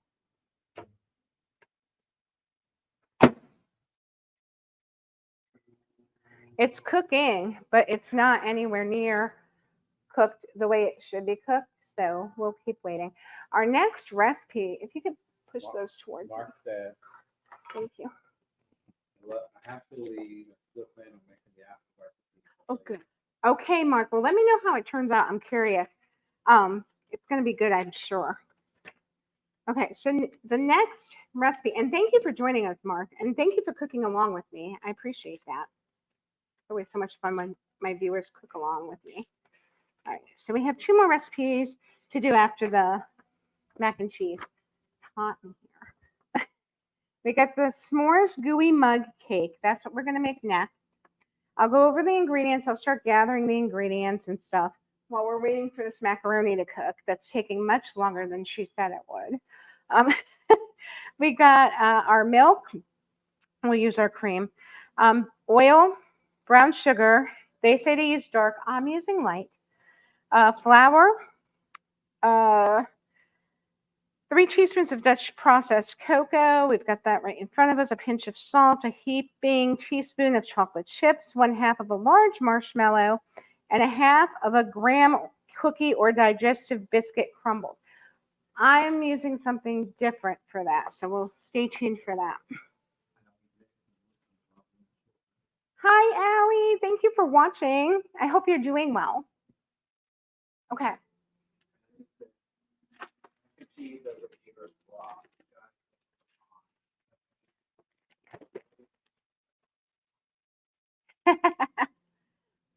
I know we love our mac and cheese here in the United States.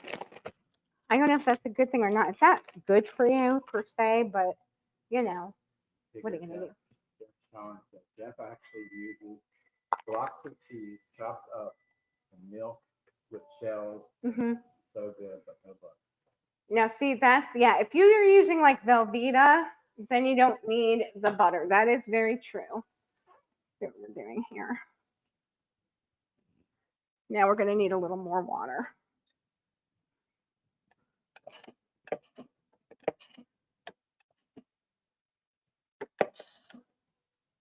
Okay. Yeah, this macaroni is taking bloody forever to cook. I don't know why. But we were hitting home runs until now.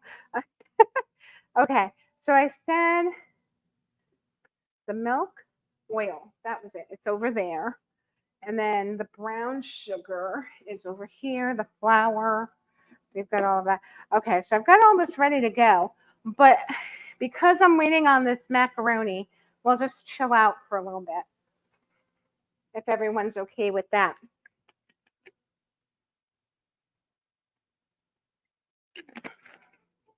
All right.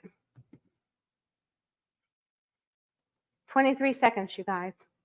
Hopefully it'll be done. I don't know why the macaroni is taking so long. I've never taken that long to cook pasta. Well, I don't usually cook pasta in the microwave. So I know Sam makes the easy mac when I'm not here in the cup, and that doesn't take this long either. So I don't know what's going on.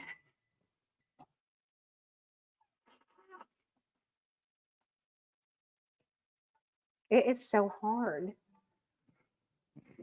I don't know why it's so hard. I'm going to try stirring it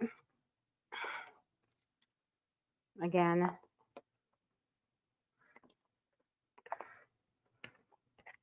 Come on now, cook.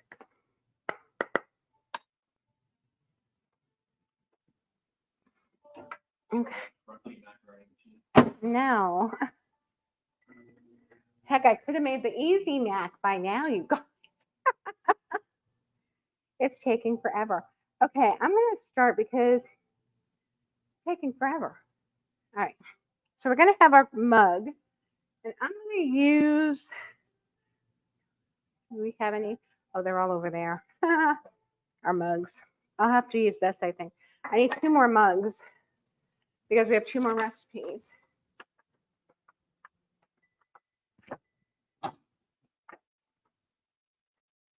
All right. It's getting better.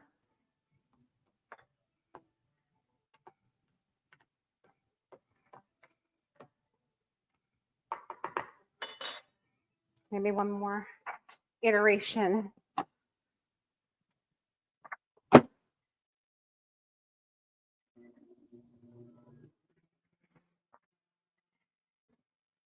Okay. Let's see. It says, add the milk, oil, and sugar to the mug. So that's what we'll do. We need, I'm keeping it here so I don't have to keep reaching out of my reach. 2.5 tablespoons of milk. So we're using the cream.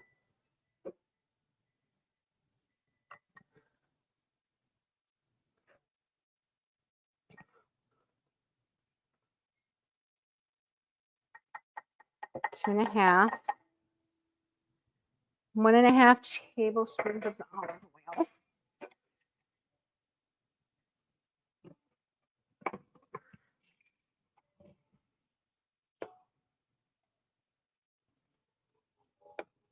One.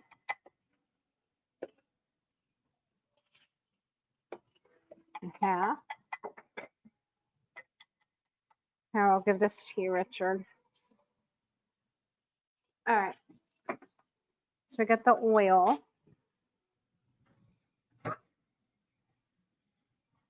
And the brown sugar, which is 2 tablespoons. But first, let's check this.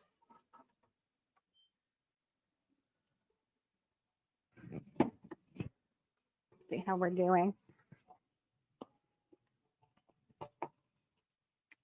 Nope, it's still not there. It needs more water and it needs more time.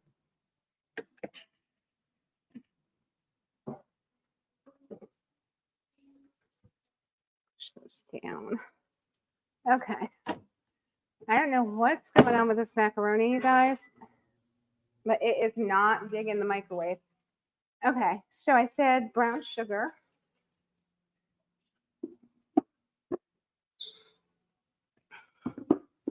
Two tablespoons.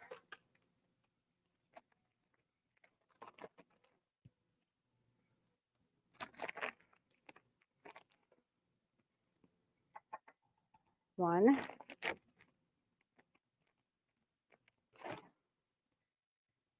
Two.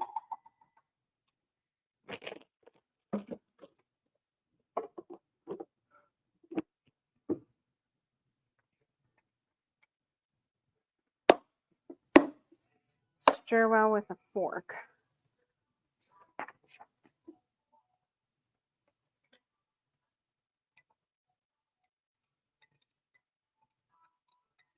Okay, so we're stirring well with a fork. And again, this was our wet ingredients. So the cream, the oil, the brown sugar. That's all that's in this mug right now. I'm using this mug for that. Now we're going to add our dry ingredients. However, our microwave went off again. JL. Hey, JL, welcome in.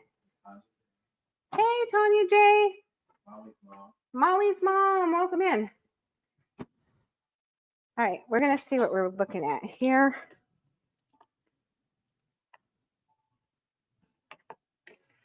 I don't get it.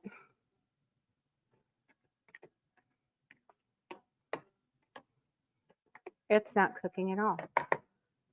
Feel that.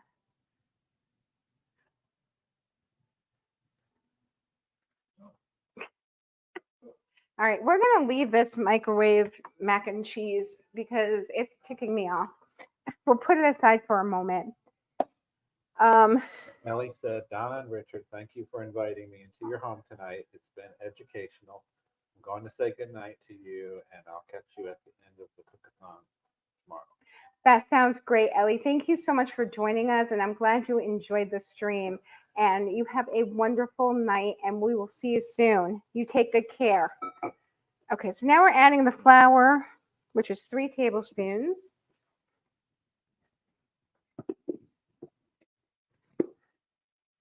I'm getting mad at that macaroni. Molly's mom said sorry she's late. Oh, no worries. Too much soccer with granddaughters. Oh, I understand that. Fun times.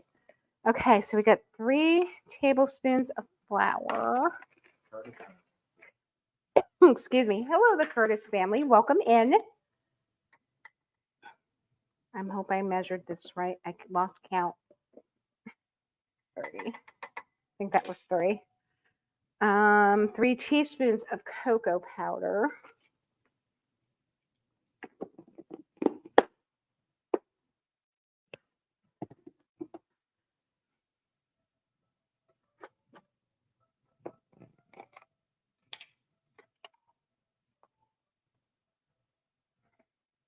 One, 2, 3. Quarter of a teaspoon of baking powder. Here we go.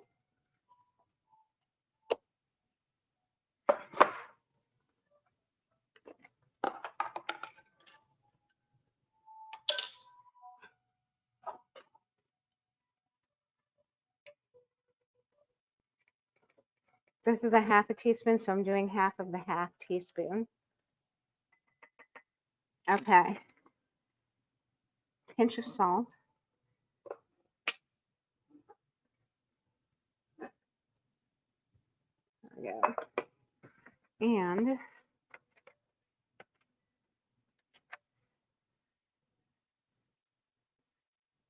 most of the chocolate chips. Most? Okay. And that was how much chocolate chips? A heaping teaspoon. So we just won't heap our teaspoon.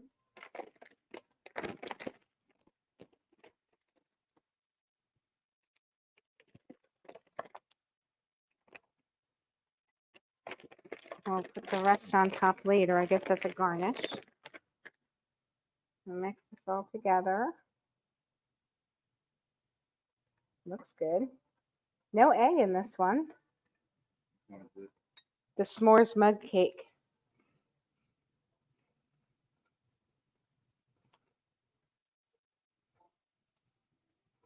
It almost looks like our brownie, kind of. Okay, so now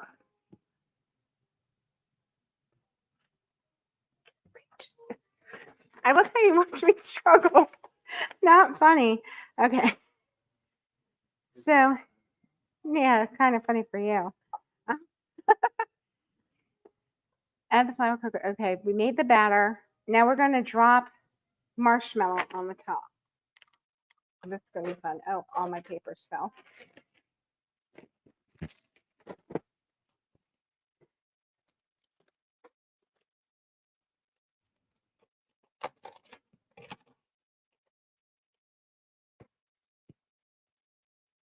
I like marshmallows, so I'm putting the whole big thing in it.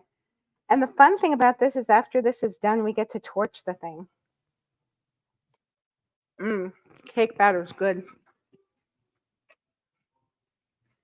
I'm surprised there was no egg in this, though. 70 seconds. And then let it set for a minute.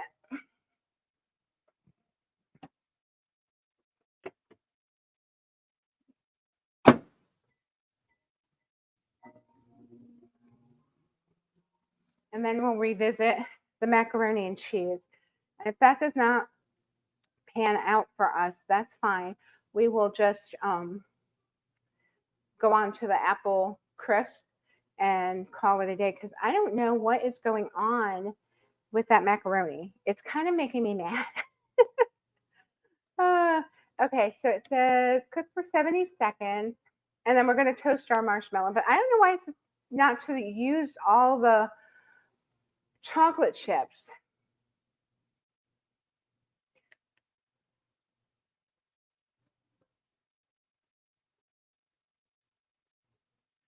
Oh, because I know why. Good. So we were supposed to put the rest of the chocolate chips on top. We'll do that now. And there we go. Now we're done with the chocolate chips. There you go. And instead of a graham cracker, I'm using my Trader Joe's vanilla cookie thins because I like them better. Have you tried these yet, Richard? These are really good. I'm just going to crumble one over the top. I didn't know we were supposed to do it like that. I thought we did it after we toasted the marshmallow later. Hey, Cherie, welcome in. Okay. Back into the microwave we go. And we'll see what we're looking at after the 30 seconds. Okay.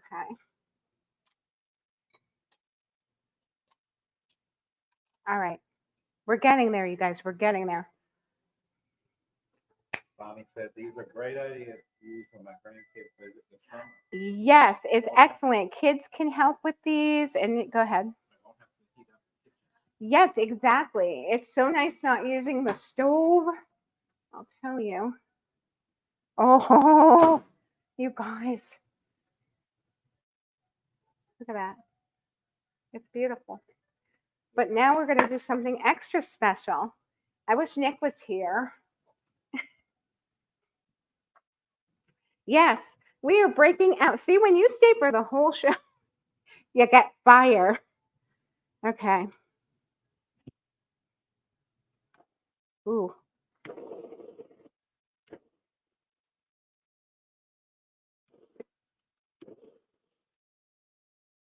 Oh, that looks really good. Disney Dojo sometime. Hi, Doreen. I hope you and Jeff are doing good. Oh my gosh, it smells so good. Okay, so here's what we have. Finished product, you guys. Oops. There we go. You want to take a picture? All right. I'm going to pop the macaroni. Not the macaroni, the macaroni. Back in the, I'll put a little more water.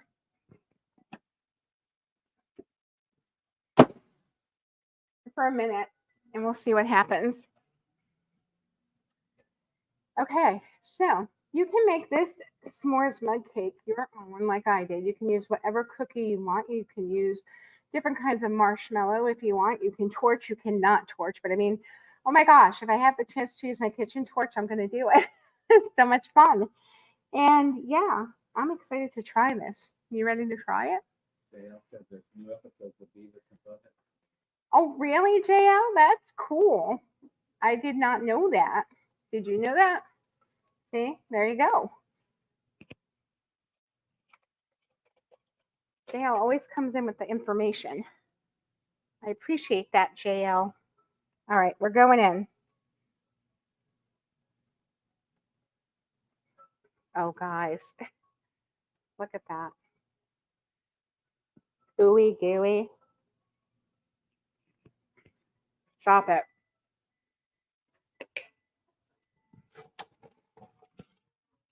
Mm, That's a 10. that is an 11. It's two of my favorite things, chocolate and marshmallow. Oh my gosh, I love it. And look how simple these. The only thing we've been having trouble with is this darn macaroni. Oh, why is this happening to my bowl?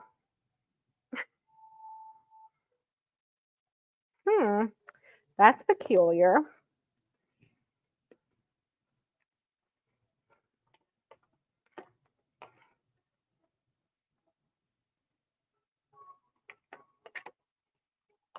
I've never had a bowl peel. Look at this, Richard. Does anyone know what this is? It's the skin from the macaroni. It's all around the bowl.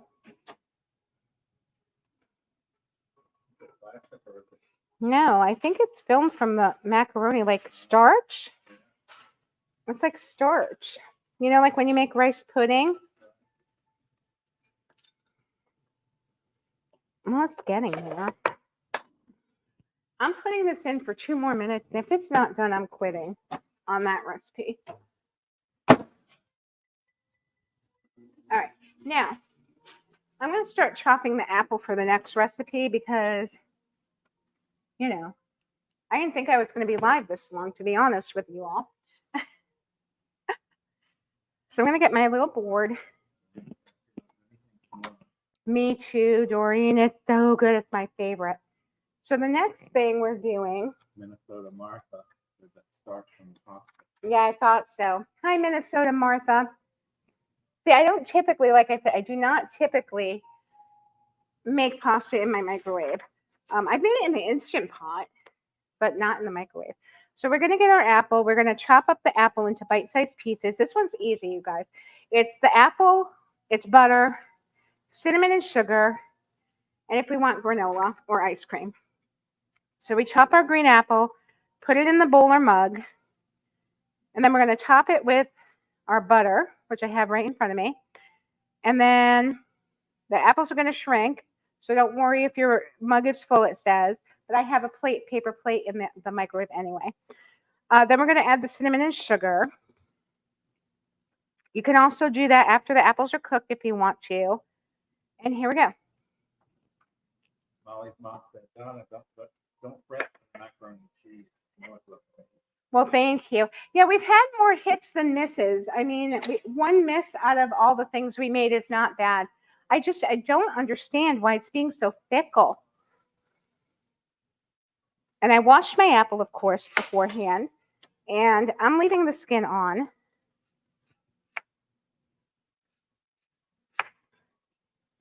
You can use an apple core if you want to. But for the purpose of time, I'm just going to do it this way. And we're just going to shape it. I can't talk after 2 hours. Chop it into bite-sized pieces. Yay, Noelle. See, you had time for dinner, and then you can come back and join us again. I hope you enjoyed your dinner.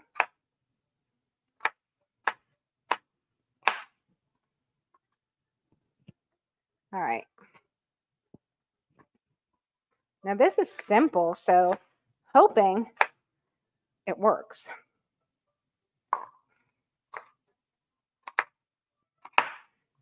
I'm going to chop this apple up really quick, and then I'm going to go check the macaroni again and see if we finally have it cooked, because it was finally starting to cook. I really have no idea why it's not cooking. I could have boiled it in less time, and the whole purpose of this was to save time. So we're not saving time with this one. That looks better. Okay, here we go. Yep. All right, here we go. We're going to put the cheese in.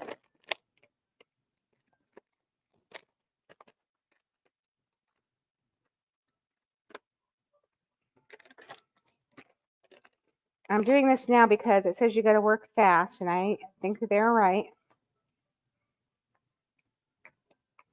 I still think it needs something else in here, like cream or butter or something. I'm going to let the cheese melt before I put anything like that in there. So see, patience, you guys. Sometimes you need patience. Now it's churning out. I am for being fast and everything. No, it is kind of creamy. I'm still going to put a splash of cream in here. Just a splash. Oh my gosh, you guys, this actually looks good.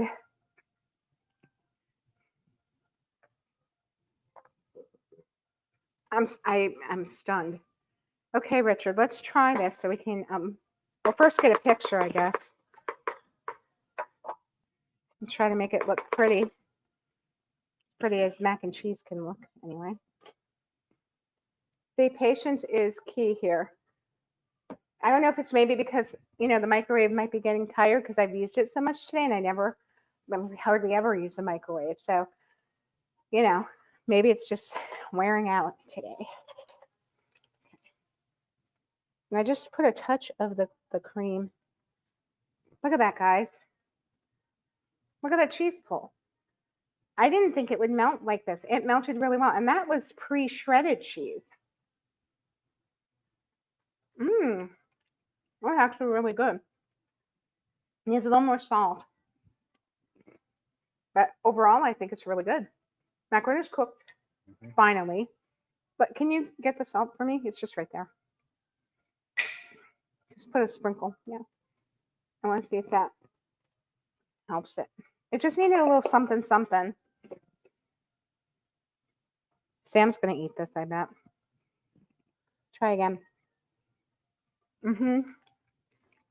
Yeah, it needed salt. Okay. For the execution of this dish, I give it a 6. For the taste and presentation and everything, it looks like the macaroni. I was shocked. Macaroni and cheese I make in the oven. So for the presentation and taste, I give it an 8.5. For the execution, I give it a 6. So I guess that kind of averages out to a 7, 7.5. How about you, Richard? Yeah, 7, 7.5. Yeah. Glenn, welcome in. I hope you're well. Okay, so we have our chopped apple. Oh, we don't have a presentation. Here we go. No, that's fine. We don't need it. All right. Our 2 tablespoons of butter goes next, I think. Microwave bowl. chop the apples with the butter. Okay, here we go.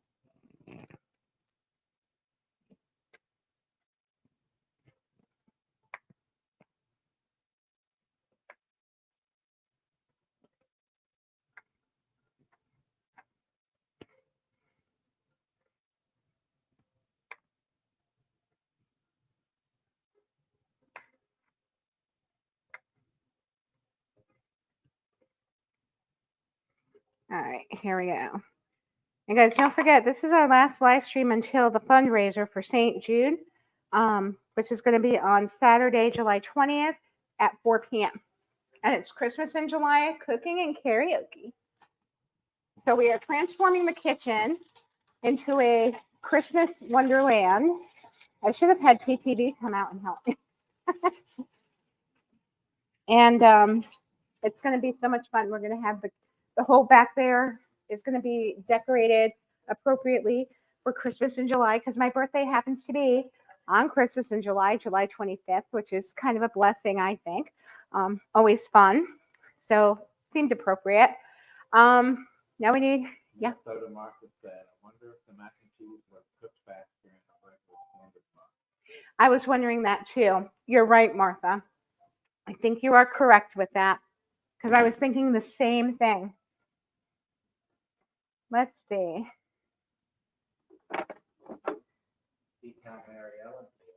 Mary Ellen, welcome in.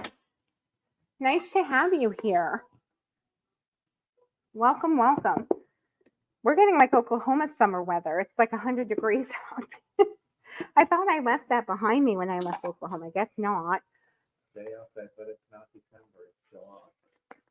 This is true, but I had my viewers vote, and they all said they would like Christmas in July because, Craig, I'll be honest with you, JL, Christmas in July was never a thing until recently. And I had never even heard of it or celebrated it or anything.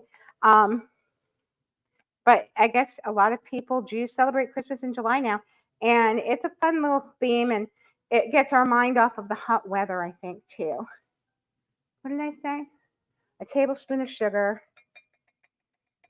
and a teaspoon of cinnamon.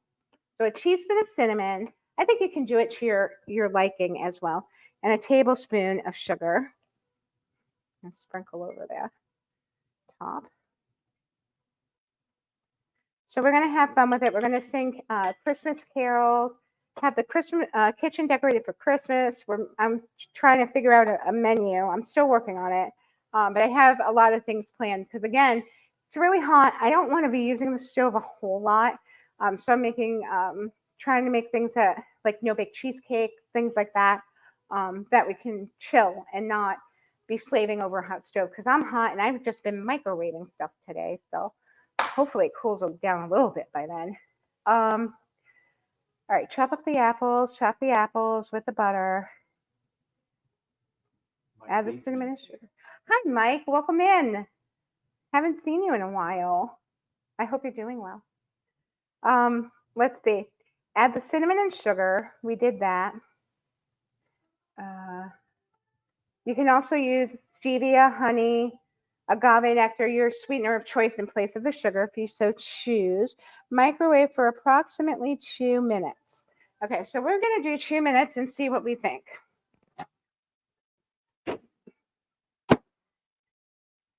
Okay.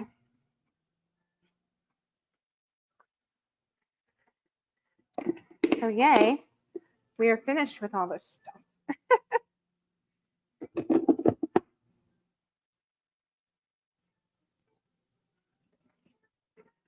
But I think so far it was relatively successful, our microwave cooking. What do you guys think? Did you enjoy this so far? I had fun. Not a lot of pots and pans to clean, lots of spoons and little knives and things, but that's not so bad.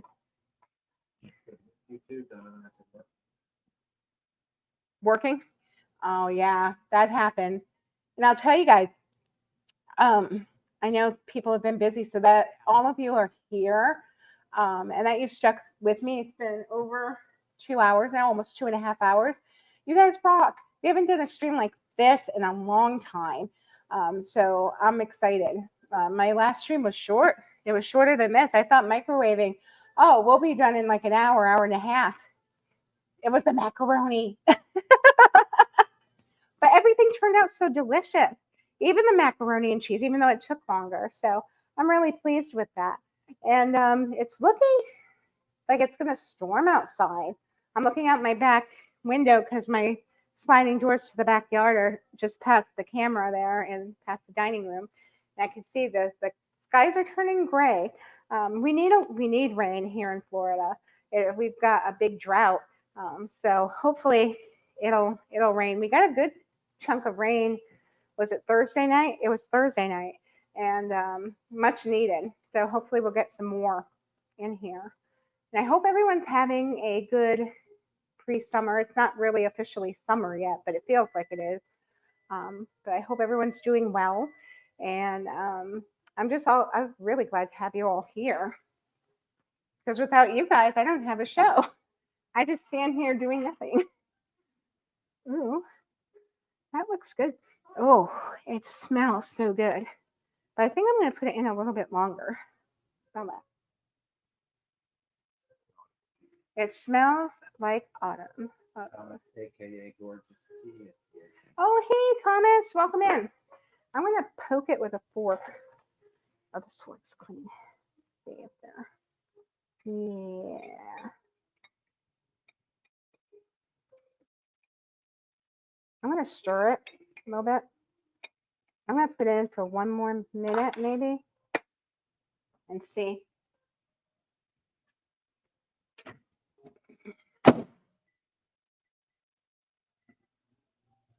But this is a nice dessert you can make. I think it smells like autumn. I would make that when I'm decorating for Halloween. Oh, it would be so nice. The cinnamon just smells heavenly. So good. I think it's going to be really yummy. You excited? Richard, he's just like, yep, okay, whatever. What? I'm sorry, we streamed right through your nap time. The nerve I have. So I think I'm gonna, for that one, pour the apples into a bowl because I think it'll look prettier. What do you think? He said, sure. So if anyone has any questions or anything, please feel free to ask in the chat. If anything we did today, or if you have questions about the fundraiser or anything like that. Oh, that's awesome. I'm so glad. Okay, this looks better. Okay, so I'm going to pour these out.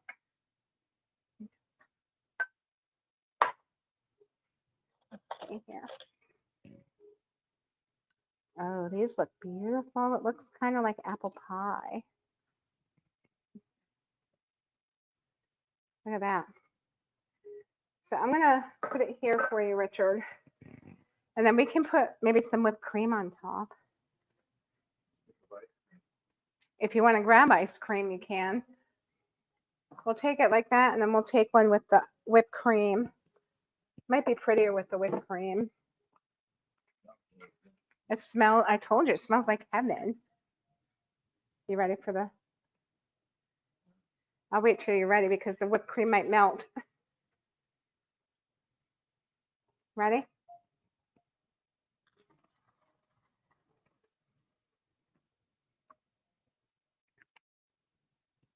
And then I'll show everybody what it looks like with the, oops.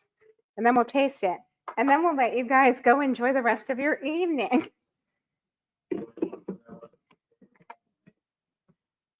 Oh, let's see. I think the pizza in a mug was huge for me.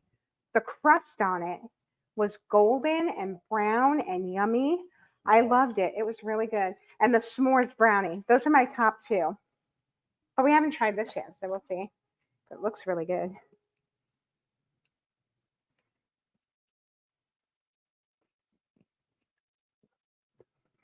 Mmm. Mmm. It's like apple pie, Mhm. but get it with the cream. You gotta get some with the cream. That really makes it. The cream. Wow. That's a 10 out of 10. This was such a fun. I hope you guys had fun. This was a fun stream for me. I really had a blast doing these recipes. I know I got a little frustrated with the macaroni. It's only because it was taking a lot longer than it should have. I probably should have made it in a ceramic mug. I think that would have helped. But we'll know that for next time. I wanted to make it in the bowl because macaroni and cheese. It's usually in a bowl. I thought if it was more distributed, the surface area. That's what I was thinking. It would cook faster, but it worked against me. So we'll see. I'll try it in a ceramic mug sometime for Sam for lunch and see if it goes the way it's supposed to. And I'll let you guys know. But this was a blast. We did so many recipes. I think we did what, like 8? We did 8 recipes, you guys. So that's amazing. And all in the microwave. We didn't turn the oven on, the stove, anything. It was so much fun. And these are recipes I think anybody could do. If you have kids, it's a perfect way to introduce them to cooking and the kitchen. They can definitely do these with you. And it was so much fun. I really loved it. I mean, seeing the marshmallow grow on the cake in the microwave was fun. And seeing the crust form when you didn't know if it was going to, I had no idea if it was going to turn out. And that it turned out, and everything turned out deliciously. Even the paleo cake was not bad for what it was. Gluten-free, paleo, no sugar. It just had the maple syrup. So, I mean, for what it was, not bad. But I think for now, we're going to wrap this one up. And we're going to say goodnight. Thank you, one and all, for being here. For those who donated to the fundraiser and gave me a jump start, thank you, thank you, thank you. It means the world to me. We're going to really knock it out of the park on July 20th. Don't forget to set your calendars, please. Mark them down. We're going to be live for as long as we can. I'm going to cook. We're going to have karaoke. We're going to have friends.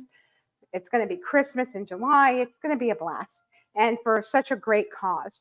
So I hope you can join me July 20th, Saturday, July 20th, 4 p.m. Eastern time, right here on my YouTube channel. Let's do some good for those children and help them out. And when we rally together, I know we can do anything because this community is amazing. But until then, you guys, I will be putting out videos and things. So keep an eye out. I'll do my weekly videos, Trader Joe's hauls, all that kind of thing. So I'll be putting those out and premiering and chatting with you. But until then, please stay healthy and safe. Take care of yourselves. Take care of others. Do something nice for someone. And know that I will see you guys very soon. So take care. Bye. Now I have to wait for Richard to go turn it off.